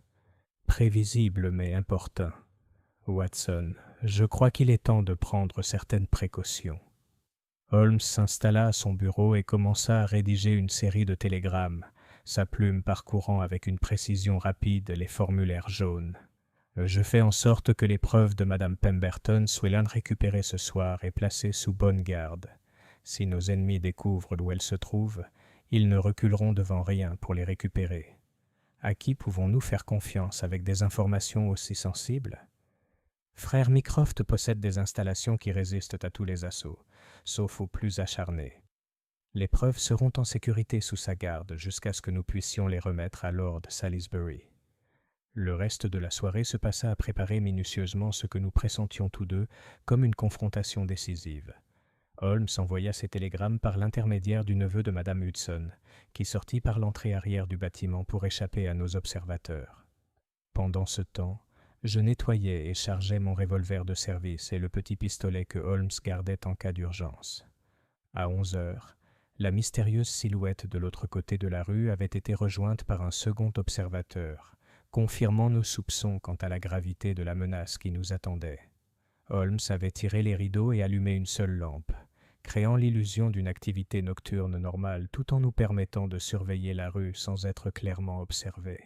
« Watson, dit-il alors que les cloches de l'église sonnaient minuit, je crois qu'il est temps que nous découvrions l'identité de nos invités indésirables. » Avant que je puisse protester, Holmes avait éteint notre lampe et s'était dirigé vers la porte avec la précision silencieuse d'un chat. Je le suivis, mon revolver au poing, tandis que nous descendions l'escalier obscur et traversions les appartements de Madame Hudson jusqu'à l'entrée arrière du bâtiment. L'air nocturne était froid et immobile, chargé de l'odeur de fumée de charbon et de brouillard qui caractérisait les soirées d'automne londoniennes. Holmes me guida à travers un dédale de ruelles et de ruelles, témoignant de sa connaissance intime de la géographie de notre quartier, jusqu'à ce que nous débouchions sur Baker Street, à 2 pâtés de maisons au sud de notre logement. De ce point de vue, nous pouvions observer nos observateurs sans être vus. Les 2 hommes se tenaient dans des positions qui leur permettaient de surveiller à la fois l'entrée principale et l'allée latérale donnant accès à l'arrière de notre bâtiment. Leur allure militaire et leur positionnement coordonné témoignaient d'un entraînement professionnel et d'une planification minutieuse. « Des agents du gouvernement, » murmura Holmes. « Mais pour qui travaillent-ils? Les services de renseignement de Lord Salisbury ou la conspiration sur laquelle nous enquêtons ?» Comme pour répondre à sa question, l'un des observateurs sortit une lanterne sombre et lança un bref signal vers l'autre bout de la rue. La réponse fut immédiate. Un éclair similaire provenant d'un 3e point que nous n'avions pas détecté auparavant. « Ils se préparent à bouger, » observai-je. « Devrions-nous battre en retraite? » « Au contraire, Watson. Je crois qu'il est temps que nous prenions l'initiative. » Holmes avait sorti de la poche de son manteau un sifflet de police, un instrument standard de la police métropolitaine, acquis grâce à ses relations à Scotland Yard. 3 coups secs résonnèrent dans la nuit, suivis de bruits de pas tandis que les agents à proximité répondaient à ce qu'ils croyaient être un appel à l'aide légitime. L'effet sur nos observateurs fut immédiat et révélateur. Plutôt que de rester à expliquer leur présence à la police qui arrivait, les 3 silhouettes se fondirent dans l'ombre avec l'aisance d'hommes habitués aux opérations clandestines. En quelques minutes, Baker Street retrouva sa tranquillité nocturne habituelle, surveillée uniquement par les gardiens légitimes de la paix. « Intéressant, » murmura Holmes tandis que nous regagnions notre logement. « Ils agissent clairement sans autorisation officielle, sinon ils se seraient dénoncés aux policiers. » « Les associés de Morrison, alors ? » ?»« Presque certainement, ce qui signifie que notre rendez-vous avec Lord Salisbury demain revêt une importance considérable. Si le complot inclut des membres de son propre gouvernement, le ministre des Affaires étrangères risque de tomber dans un piège aussi mortel que tous ceux qui nous menacent. » En montant l'escalier menant à notre salon, je me suis retrouvé à réfléchir à l'extraordinaire enchaînement d'événements qui avait débuté avec le récit de Madame Pemberton sur les roses parlantes et qui nous avait conduits au cœur d'une conspiration menaçant les fondements mêmes de la gouvernance impériale. L'ingéniosité mécanique d'un opérateur télégraphique décédé avait révélé des crimes que des politiciens vivants auraient tués pour dissimuler. « Holmes, » dis-je alors que nous nous installions à nouveau devant notre cheminée, « croyez-vous vraiment que l'on peut faire confiance à Lord Salisbury avec ses preuves ?» Mon ami resta silencieux un long moment, fixant les flammes dansantes avec l'expression d'un homme qui se demande si le sort des nations est en jeu. Lorsqu'il parla enfin, sa voix était imprégnée d'une conviction absolue. « Watson, je crois que Lord Salisbury est peut-être le seul homme en Angleterre à posséder à la fois le pouvoir et l'intégrité nécessaires pour que justice soit rendue. Mais je crois aussi que la réunion de demain déterminera si nous vivrons assez longtemps pour voir cette justice rendue. » Le feu crépitait dans la cheminée, projetant des ombres changeantes sur les murs de notre salon familier. Dehors, Londres dormait mal, ignorant que le sort de l'Empire reposait peut-être entre les mains de 2 hommes qui avaient découvert par hasard les roses soigneusement plantées d'un mort et suivi leur voie mécanique jusqu'au cœur même de la corruption politique. Alors que je me préparais à ce qui pourrait être notre dernière nuit paisible à Baker Street pour un certain temps, Je me suis surpris à penser au capitaine Edmund Pemberton, reposant dans sa tombe de Hampstead. Son jardin luxuriant avait rempli sa fonction, révélant la trahison qui avait coûté tant de vies dans les montagnes d'Afghanistan. Demain dirait si son sacrifice en valait la peine, ou si les forces de la corruption étaient trop puissantes pour être vaincues, même par le plus ingénieux des gardiens mécaniques. Les roses avaient enfin dit leur vérité. Restait à savoir si quelqu'un au pouvoir aurait le courage de les écouter. Chapitre 7. La fosse au lion. Le matin de notre rendez-vous avec Lord Salisbury, le ciel était gris et menaçant, avec une bruine persistante qui semblait refléter l'incertitude de notre situation. À mon réveil, je trouvai Holmes déjà habillé et assis à notre table de petit déjeuner, étudiant ce qui semblait être des dessins d'architecture avec l'intensité d'un général planifiant un siège. « Watson » me salua-t-il sans lever les yeux de ses papiers. « J'espère que tu as bien dormi. Cette journée promet d'être l'une des plus marquantes de notre association professionnelle. » J'ai examiné les dessins par-dessus son épaule tout en me servant mon café. Les plans du ministère des Affaires étrangères ? En effet. Frère Mycroft a eu la gentillesse de nous les fournir par des voies non officielles, ainsi que d'autres renseignements qui pourraient s'avérer précieux. Holmes désigna un épais dossier à côté de son assiette. Il semble que Lord Salisbury mène sa propre enquête sur le scandale de corruption afghane depuis près de 6 mois. 6 mois ? Mais ça voudrait dire... Il était au courant du complot bien avant que les roses de Madame Pemberton ne commencent leur révélation mécanique. Ce qui soulève la question intrigante de savoir pourquoi il nous a convoqués maintenant, alors qu'il aurait pu agir sur la foi de ses propres preuves à tout moment. Je me suis installé dans mon fauteuil, de plus en plus mal à l'aise. Vous soupçonnez un piège ? Je soupçonne la complexité, mon cher ami. Lord Salisbury est peut-être l'esprit politique le plus astucieux de notre génération. Un homme qui a survécu des décennies dans les eaux troubles de la gouvernance impériale. S'il a besoin de notre aide, c'est parce qu'il se heurte à des obstacles que les voies normales ne peuvent surmonter. Holmes sortit un télégramme du dossier. Ceci est arrivé il y a 1 heure de la part du frère Mycroft. Il semble que 3 députés soient morts dans des circonstances mystérieuses au cours des 2 dernières semaines, tous des hommes ayant servi en Afghanistan pendant la période concernée. Les implications m'ont frappé comme un coup dur. Le complot élimine les témoins, de manière systématique et efficace. La mort de Morrison n'était que le début de ce qui semble être une vaste campagne visant à réduire au silence quiconque aurait connaissance des paiements afghans. Holmes se leva et s'approcha de notre fenêtre, observant attentivement la rue en contrebas. Nos observateurs ont été remplacés par d'autres hommes, mais ils sont toujours présents, professionnels jusqu'au bout. Je le rejoignis à la fenêtre, notant les subtils changements qu'il avait détectés. Là où les observateurs d'hier restaient statiques, l'équipe de surveillance d'aujourd'hui employait des tactiques mobiles témoignant d'une formation et d'une coordination supérieure. Holmes, nous devrions peut-être envisager de reporter cette réunion jusqu'à ce que nous puissions mieux évaluer la menace. Au contraire, Watson, je crois que la convocation de Lord Salisbury représente notre meilleure, peut-être notre seule, chance de frapper au cœur de cette conspiration avant qu'elle n'élimine tous les témoins de ces crimes. À 9 heures précises, une voiture fermée portant les inscriptions officielles s'arrêta devant notre porte. Le cocher, remarquai-je, portait la livrée du ministère des Affaires étrangères, tandis que le garde à ses côtés gardait la posture alerte d'un homme prêt à affronter les ennuis. Holmes avait anticipé cet arrangement, et nous descendîmes à la rencontre de notre transport avec les petites valises de voyage qu'il avait préparées la veille. « Monsieur Holmes, docteur Watson » demanda le garde, la main posée d'un air entendu sur la poignée d'un sabre de cavalerie. « Messieurs, mesdames et messieurs, je vous présente mes compliments. Nous avons pour instruction de vous escorter par l'itinéraire le plus sûr. » Notre trajet à travers la circulation matinale londonienne nous a permis d'observer les précautions prises pour notre protection. La voiture était suivie à distance par 2 agents de la police montés, tandis que notre itinéraire évitait les artères principales au profit de rues secondaires difficiles à surveiller pour les forces hostiles. Des arrangements élaborés, ai-je observé à Holmes. Lord Salisbury prend manifestement la menace qui pèse sur notre sécurité aussi au sérieux que nous. ce qui suggère que sa propre situation est peut-être plus précaire que les apparences ne le laissent que penser.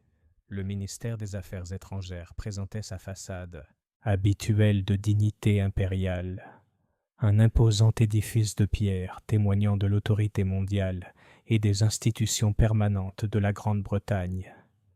Pourtant, en franchissant son entrée lourdement gardée, je ne pouvais m'empêcher d'avoir l'impression d'entrer dans une forteresse assiégée. Nous avons traversé un dédale de couloirs bordés de portraits d'hommes d'État distingués et de cartes des vastes territoires de l'Empire. Notre accompagnateur, un commis principal qui s'est présenté comme M. Whitmore, affichait une efficacité nerveuse qui suggérait qu'il n'était pas habitué à accompagner des visiteurs dans des circonstances aussi exceptionnelles. « Lord Salisbury vous attend dans son bureau privé », nous informa M. Whitmore alors que nous approchions d'une imposante porte en chêne gardée par 2 sentinelles en uniforme.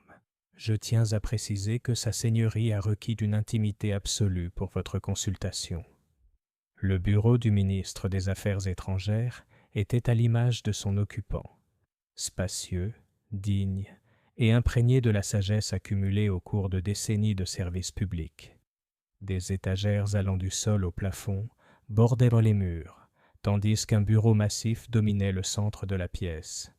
Derrière ce bureau se trouvait Robert Gascoigne-Cecil, 3e marquis de Salisbury, sans doute l'homme le plus puissant de l'Empire britannique.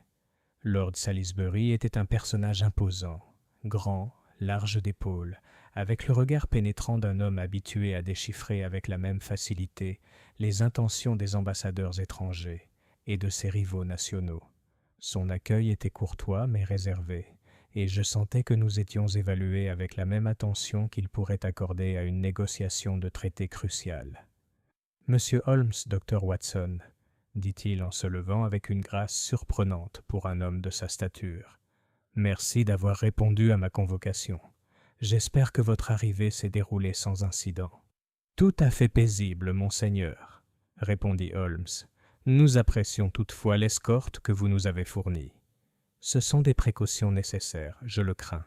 Messieurs, veuillez vous asseoir. Nous avons beaucoup à discuter et je crains que notre temps soit limité. » Lord Salisbury reprit sa place derrière l'imposant bureau, les doigts croisés dans un geste qui me rappela fortement Holmes lui-même. « Monsieur Holmes, j'ai cru comprendre que vous étiez récemment entré en possession de certains documents relatifs à des activités irrégulières pendant la Seconde Guerre d'Afghanistan. » « En effet, monseigneur, des documents qui révèlent une corruption à une échelle qui menace l'intégrité même de la gouvernance impériale.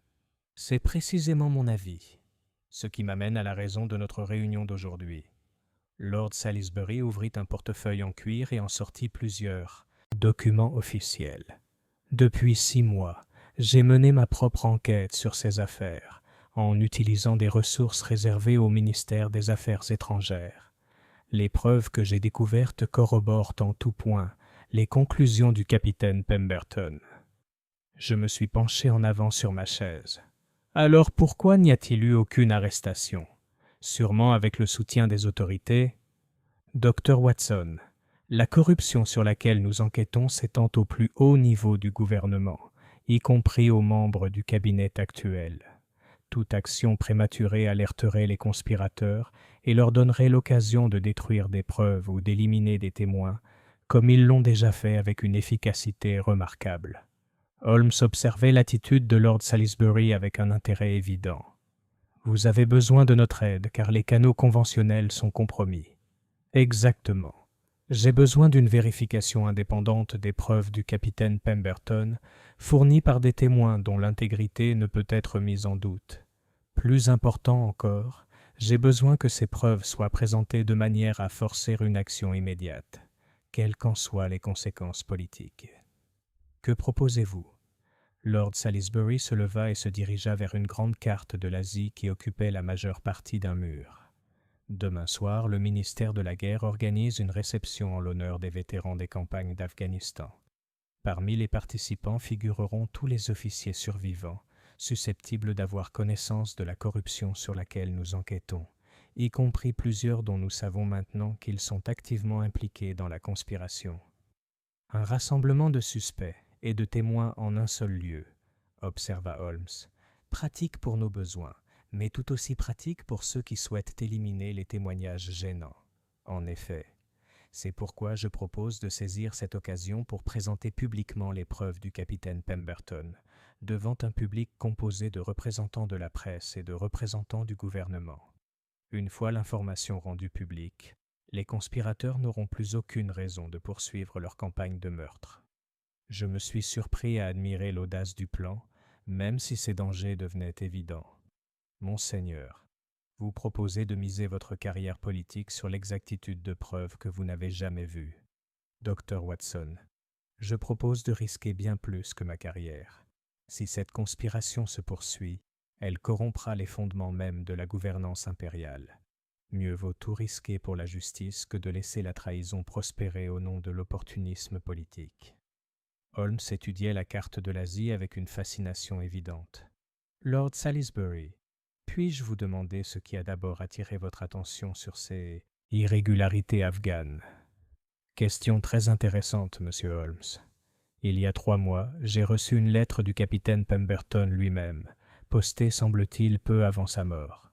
Elle ne contenait aucune accusation directe, mais suggérait que certains documents militaires mériteraient un examen attentif.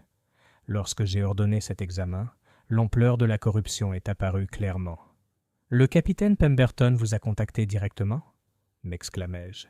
Un homme remarquable, à l'évidence. Même face à la mort, il posait les bases pour que justice soit rendue.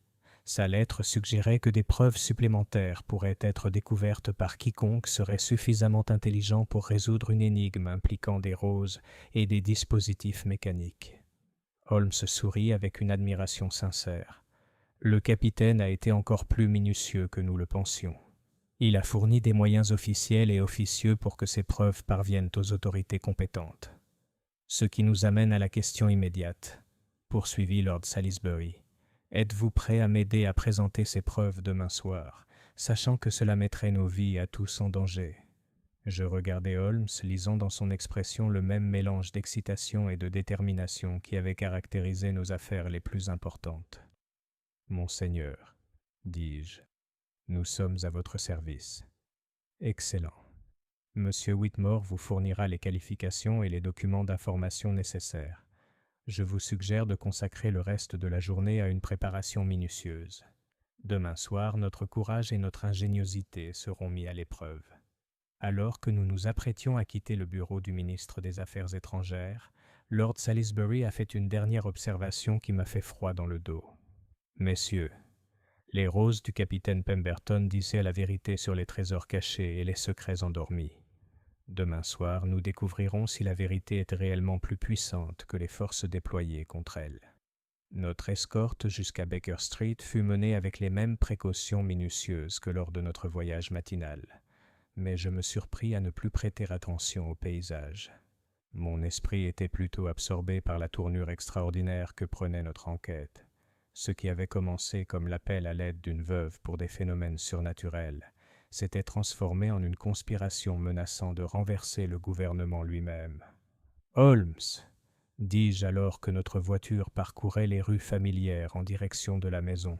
« Croyez-vous vraiment que nous pouvons faire entièrement confiance à Lord Salisbury ?» Mon ami resta silencieux un long moment, étudiant les documents officiels qui nous avaient été remis. « Watson, je crois que Lord Salisbury est le genre d'homme qui préférerait voir l'Empire tomber honnêtement plutôt que survivre grâce à la corruption. Reste à savoir si cela le rend digne de confiance ou simplement dangereux. » Alors que Baker Street apparaissait, je remarquai que nos mystérieux observateurs avaient été remplacés une fois de plus, cette fois par des hommes en uniforme de la police métropolitaine. Ce spectacle aurait dû être rassurant, mais il ne fit que souligner la gravité des forces que nous avions choisi d'affronter. Demain soir, le plan de justice élaboré par le capitaine Edmund Pemberton serait mis à l'épreuve. Les roses avaient dit leur vérité, les preuves avaient été révélées, et le décor était planté pour une confrontation qui déterminerait le sort de tous les protagonistes. J'ai seulement prié pour que nous soyons dignes de la confiance qu'un opérateur télégraphique décédé avait placée dans le pouvoir de l'ingéniosité mécanique et du courage humain pour triompher de la corruption et du meurtre. Chapitre 8. le rassemblement des vétérans. Le jour de la réception du ministère de la Guerre, l'aube était claire et froide, avec cette fraîcheur automnale qui semblait aiguiser l'esprit et les sens. J'ai passé la matinée à examiner les documents d'information fournis par Lord Salisbury, me familiarisant avec les noms et les visages des officiers qui seraient présents à la réunion du soir. Parmi eux se trouvaient des hommes dont le courage sur des champs de bataille lointains leur avait valu de brillantes carrières au sein du gouvernement, et d'autres dont les photographies apparaissaient désormais dans le témoignage accablant du capitaine Pemberton comme des participants volontaires à la trahison afghane. Pendant ce temps, Holmes s'occupait de ce qu'il appelait des préparatifs stratégiques, transformant notre salon en quartier général temporaire, avec des plans détaillés du ministère de la Guerre et des itinéraires d'évacuation soigneusement tracés à travers les quartiers environnants. Son approche méthodique de ce qui promettait d'être notre affaire la plus périlleuse me rappelait un maître d'échecs disposant ses pièces avant une finale cruciale. « Watson, dit-il alors que nous terminions nos derniers préparatifs, je tiens à ce que vous compreniez que les événements de ce soir pourraient se dérouler à une vitesse considérable. Si la conspiration découvre que nous possédons l'intégralité des preuves de Pemberton, elle ne reculera devant rien pour empêcher leur divulgation publique. J'ai vérifié mon revolver pour la 3e fois cet après-midi-là, m'assurant que chaque chambre contenait une cartouche neuve. Avez-vous réfléchi à la manière dont les preuves devraient être présentées ? Lord Salisbury a parlé d'une révélation publique, mais la logistique semble assez complexe. En effet, c'est pourquoi j'ai pris la liberté d'inviter d'autres invités à la réception de ce soir. Holmes sortit un télégramme de la poche de son manteau.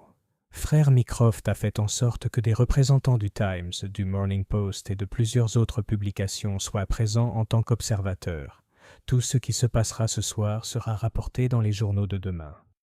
Les implications de cette stratégie m'ont immédiatement frappé. Vous garantissez que la vérité ne puisse être étouffée, quoi qu'il nous arrive personnellement. Exactement. Le capitaine Pemberton a conçu ses gardiens mécaniques pour révéler la culpabilité individuelle de Morrison. Nous devons nous assurer que ces preuves dévoilent toute la conspiration, même si cela nous coûte la vie. À 6 heures, une voiture militaire est arrivée pour nous prendre et nous conduire au ministère de la Guerre. Notre chauffeur était un sergent des Household Guards, dont l'allure irréprochable et l'attitude alerte suggéraient que Lord Salisbury avait personnellement choisi notre escorte. Tandis que nous avancions dans la circulation nocturne londonienne, je me suis surpris à scruter chaque visage dans la foule, me demandant lesquels d'entre eux pouvaient être les agents de la conspiration à laquelle nous allions faire face. Le ministère de la Guerre offrait un spectacle magnifique à la lueur du gaz, sa façade illuminée en hommage aux vétérans rassemblés. Des sentinelles en habits rouges se tenaient au garde-à-vous près de l'entrée principale, tandis qu'un flot ininterrompu de fiacres déposait les invités dont les poitrines brillaient des médailles et décorations gagnées au service de l'Empire. La scène aurait dû être celle de la célébration et de la fierté patriotique, mais je ne pouvais m'empêcher de penser que nous entrions sur un champ de bataille où les armes seraient les mots plutôt que les balles. Une assemblée distinguée, observa Holmes tandis que nous rejoignions le cortège des invités montant les marches de marbre. Remarquez l'homme en uniforme diplomatique. Il s'agit de Sir Henry Brackenbury, dont la signature apparaît sur plusieurs documents interceptés de Pemberton, et le colonel âgé décoré de la médaille afghane, le général Morrison, frère de notre regretté sergent Morrison. Morrison avait un frère dans le corps des officiers ? En effet, un fait qui pourrait expliquer comment la conspiration a pu préserver sa sécurité pendant tant d'années. Les liens familiaux s'avèrent souvent plus forts que les loyautés institutionnelles. Nous fûmes annoncés à l'entrée de la salle de réception par un aide de camp dont la voix de stentor traversa la foule assemblée. « Monsieur Sherlock Holmes et le docteur John Watson. » Je remarquai que plusieurs têtes se tournèrent au nom de Holmes, et toutes les expressions ainsi révélées ne semblaient pas accueillantes. La salle de réception elle-même témoignait de la gloire militaire britannique. Ses murs étaient tapissés de drapeaux de bataille, capturés lors de campagnes à travers le monde, tandis que les portraits de généraux distingués contemplaient leurs successeurs avec une approbation sévère. Au fond de la salle, un petit orchestre jouait des airs martiaux, offrant une toile de fond vibrante aux conversations des hommes ayant servi l'Empire dans ses avant-postes les plus reculés et les plus dangereux. « Monsieur Holmes, Dr. Watson !» La voix de Lord Salisbury s'éleva au milieu des bavardages, tandis qu'il s'approchait de nous du pas mesuré d'un homme économisant son énergie pour les défis à venir. « C'est gentil de votre part de vous joindre à nous ce soir. J'espère que votre logement vous a satisfait. »« Tout à fait convenable, monseigneur, » répondit Holmes, scrutant la foule avec un intérêt professionnel. Un rassemblement remarquable de personnes distinguées. En effet, beaucoup de ces messieurs ne se sont pas revus depuis leur retour d'Afghanistan. La soirée promet d'être des plus éclairantes. Tandis que Lord Salisbury parlait, je me suis rendu compte que notre conversation était observée avec une attention particulière par plusieurs groupes d'invités. La surveillance était subtile mais évidente. Une observation coordonnée qui suggérait une planification minutieuse et une reconnaissance mutuelle entre les observateurs. « Monseigneur, » dis-je doucement, « il semble que notre présence ne soit pas passée inaperçue. » « Comme je m'y attendais, Dr. Watson, les conspirateurs savent pourquoi nous sommes ici, tout comme nous connaissons leur identité. La question est de savoir si nous pouvons présenter nos preuves avant qu'ils n'agissent pour les en empêcher. » Holmes avait sorti sa montre de poche et la consultait avec une attention particulière. « Lord Salisbury, à quelle heure comptez-vous vous adresser à l'Assemblée ? » « 9 heures précises. Les présentations officielles commenceront alors, offrant un moment propice à nos révélations. » Excellent. Cela nous donne exactement 37 minutes pour identifier et isoler les éléments les plus dangereux parmi nos adversaires. Avant que Lord Salisbury ne puisse répondre à cette observation énigmatique, nous avons été approchés par un homme grand et distingué dont l'allure militaire et les médailles de la campagne afghane l'identifiaient immédiatement comme l'un des officiers supérieurs de l'époque de Pemberton. « Lord Salisbury !» dit le nouveau venu avec une courtoisie soigneusement maîtrisée. « Puis-je être présenté à vos invités ? Je crois que la réputation de M. Holmes le précède même dans les cercles militaires. »« Certainement. Monsieur Holmes, Dr. Watson, permettez-moi de vous présenter le général Sir Arthur Morrison, frère du regretté sergent William Morrison, » conclut Holmes d'une voix douce. « Mes condoléances pour votre récente perte, général. » L'effet des paroles de Holmes sur le général Morrison fut immédiat et révélateur. Ses traits se crispèrent, et je vis ses mains se crisper légèrement avant qu'il ne reprenne son calme. « Mon frère est mort, en garde à vue dans des circonstances très regrettables, » déclara prudemment le général. « J'espère que sa mort n'a pas terni l'image de la famille. »« Au contraire, » répondit Holmes avec une apparente innocence. Je crois que les derniers actes de votre frère ont pu apporter un éclairage précieux sur certaines irrégularités historiques. Sa coopération à notre enquête s'est avérée des plus éclairantes.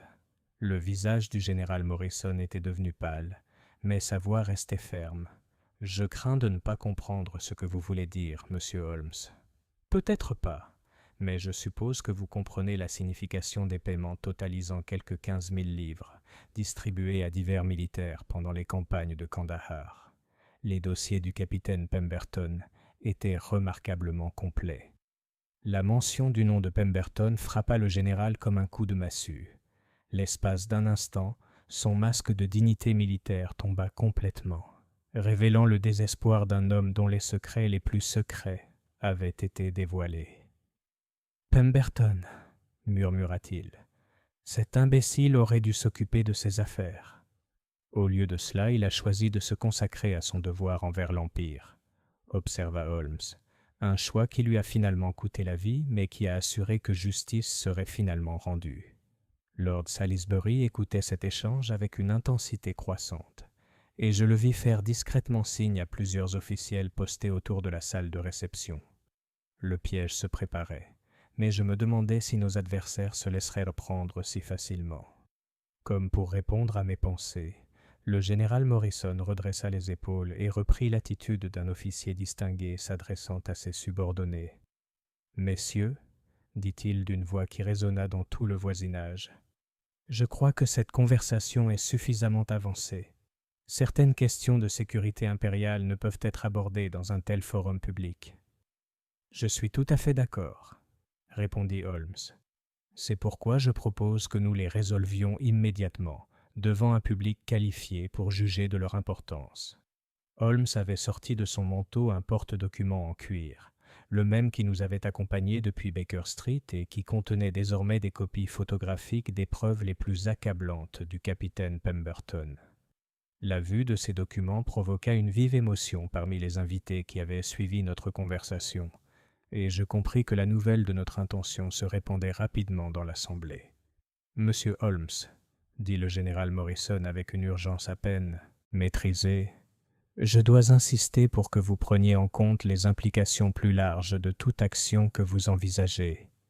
Des intérêts sont en jeu qui transcendent la culpabilité ou l'innocence individuelle. Mon seul intérêt est la justice, général. Le capitaine Pemberton est mort pour préserver les preuves de crimes restés impunis pendant bien trop longtemps.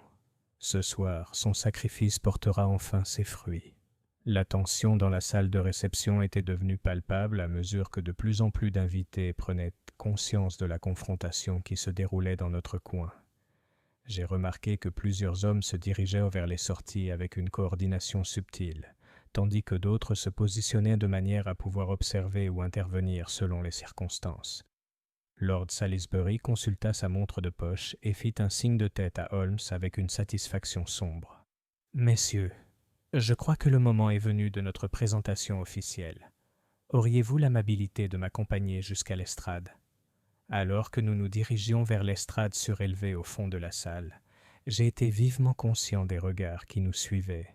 Certains exprimaient de la curiosité, d'autres de l'appréhension, d'autres encore une hostilité à peine dissimulée.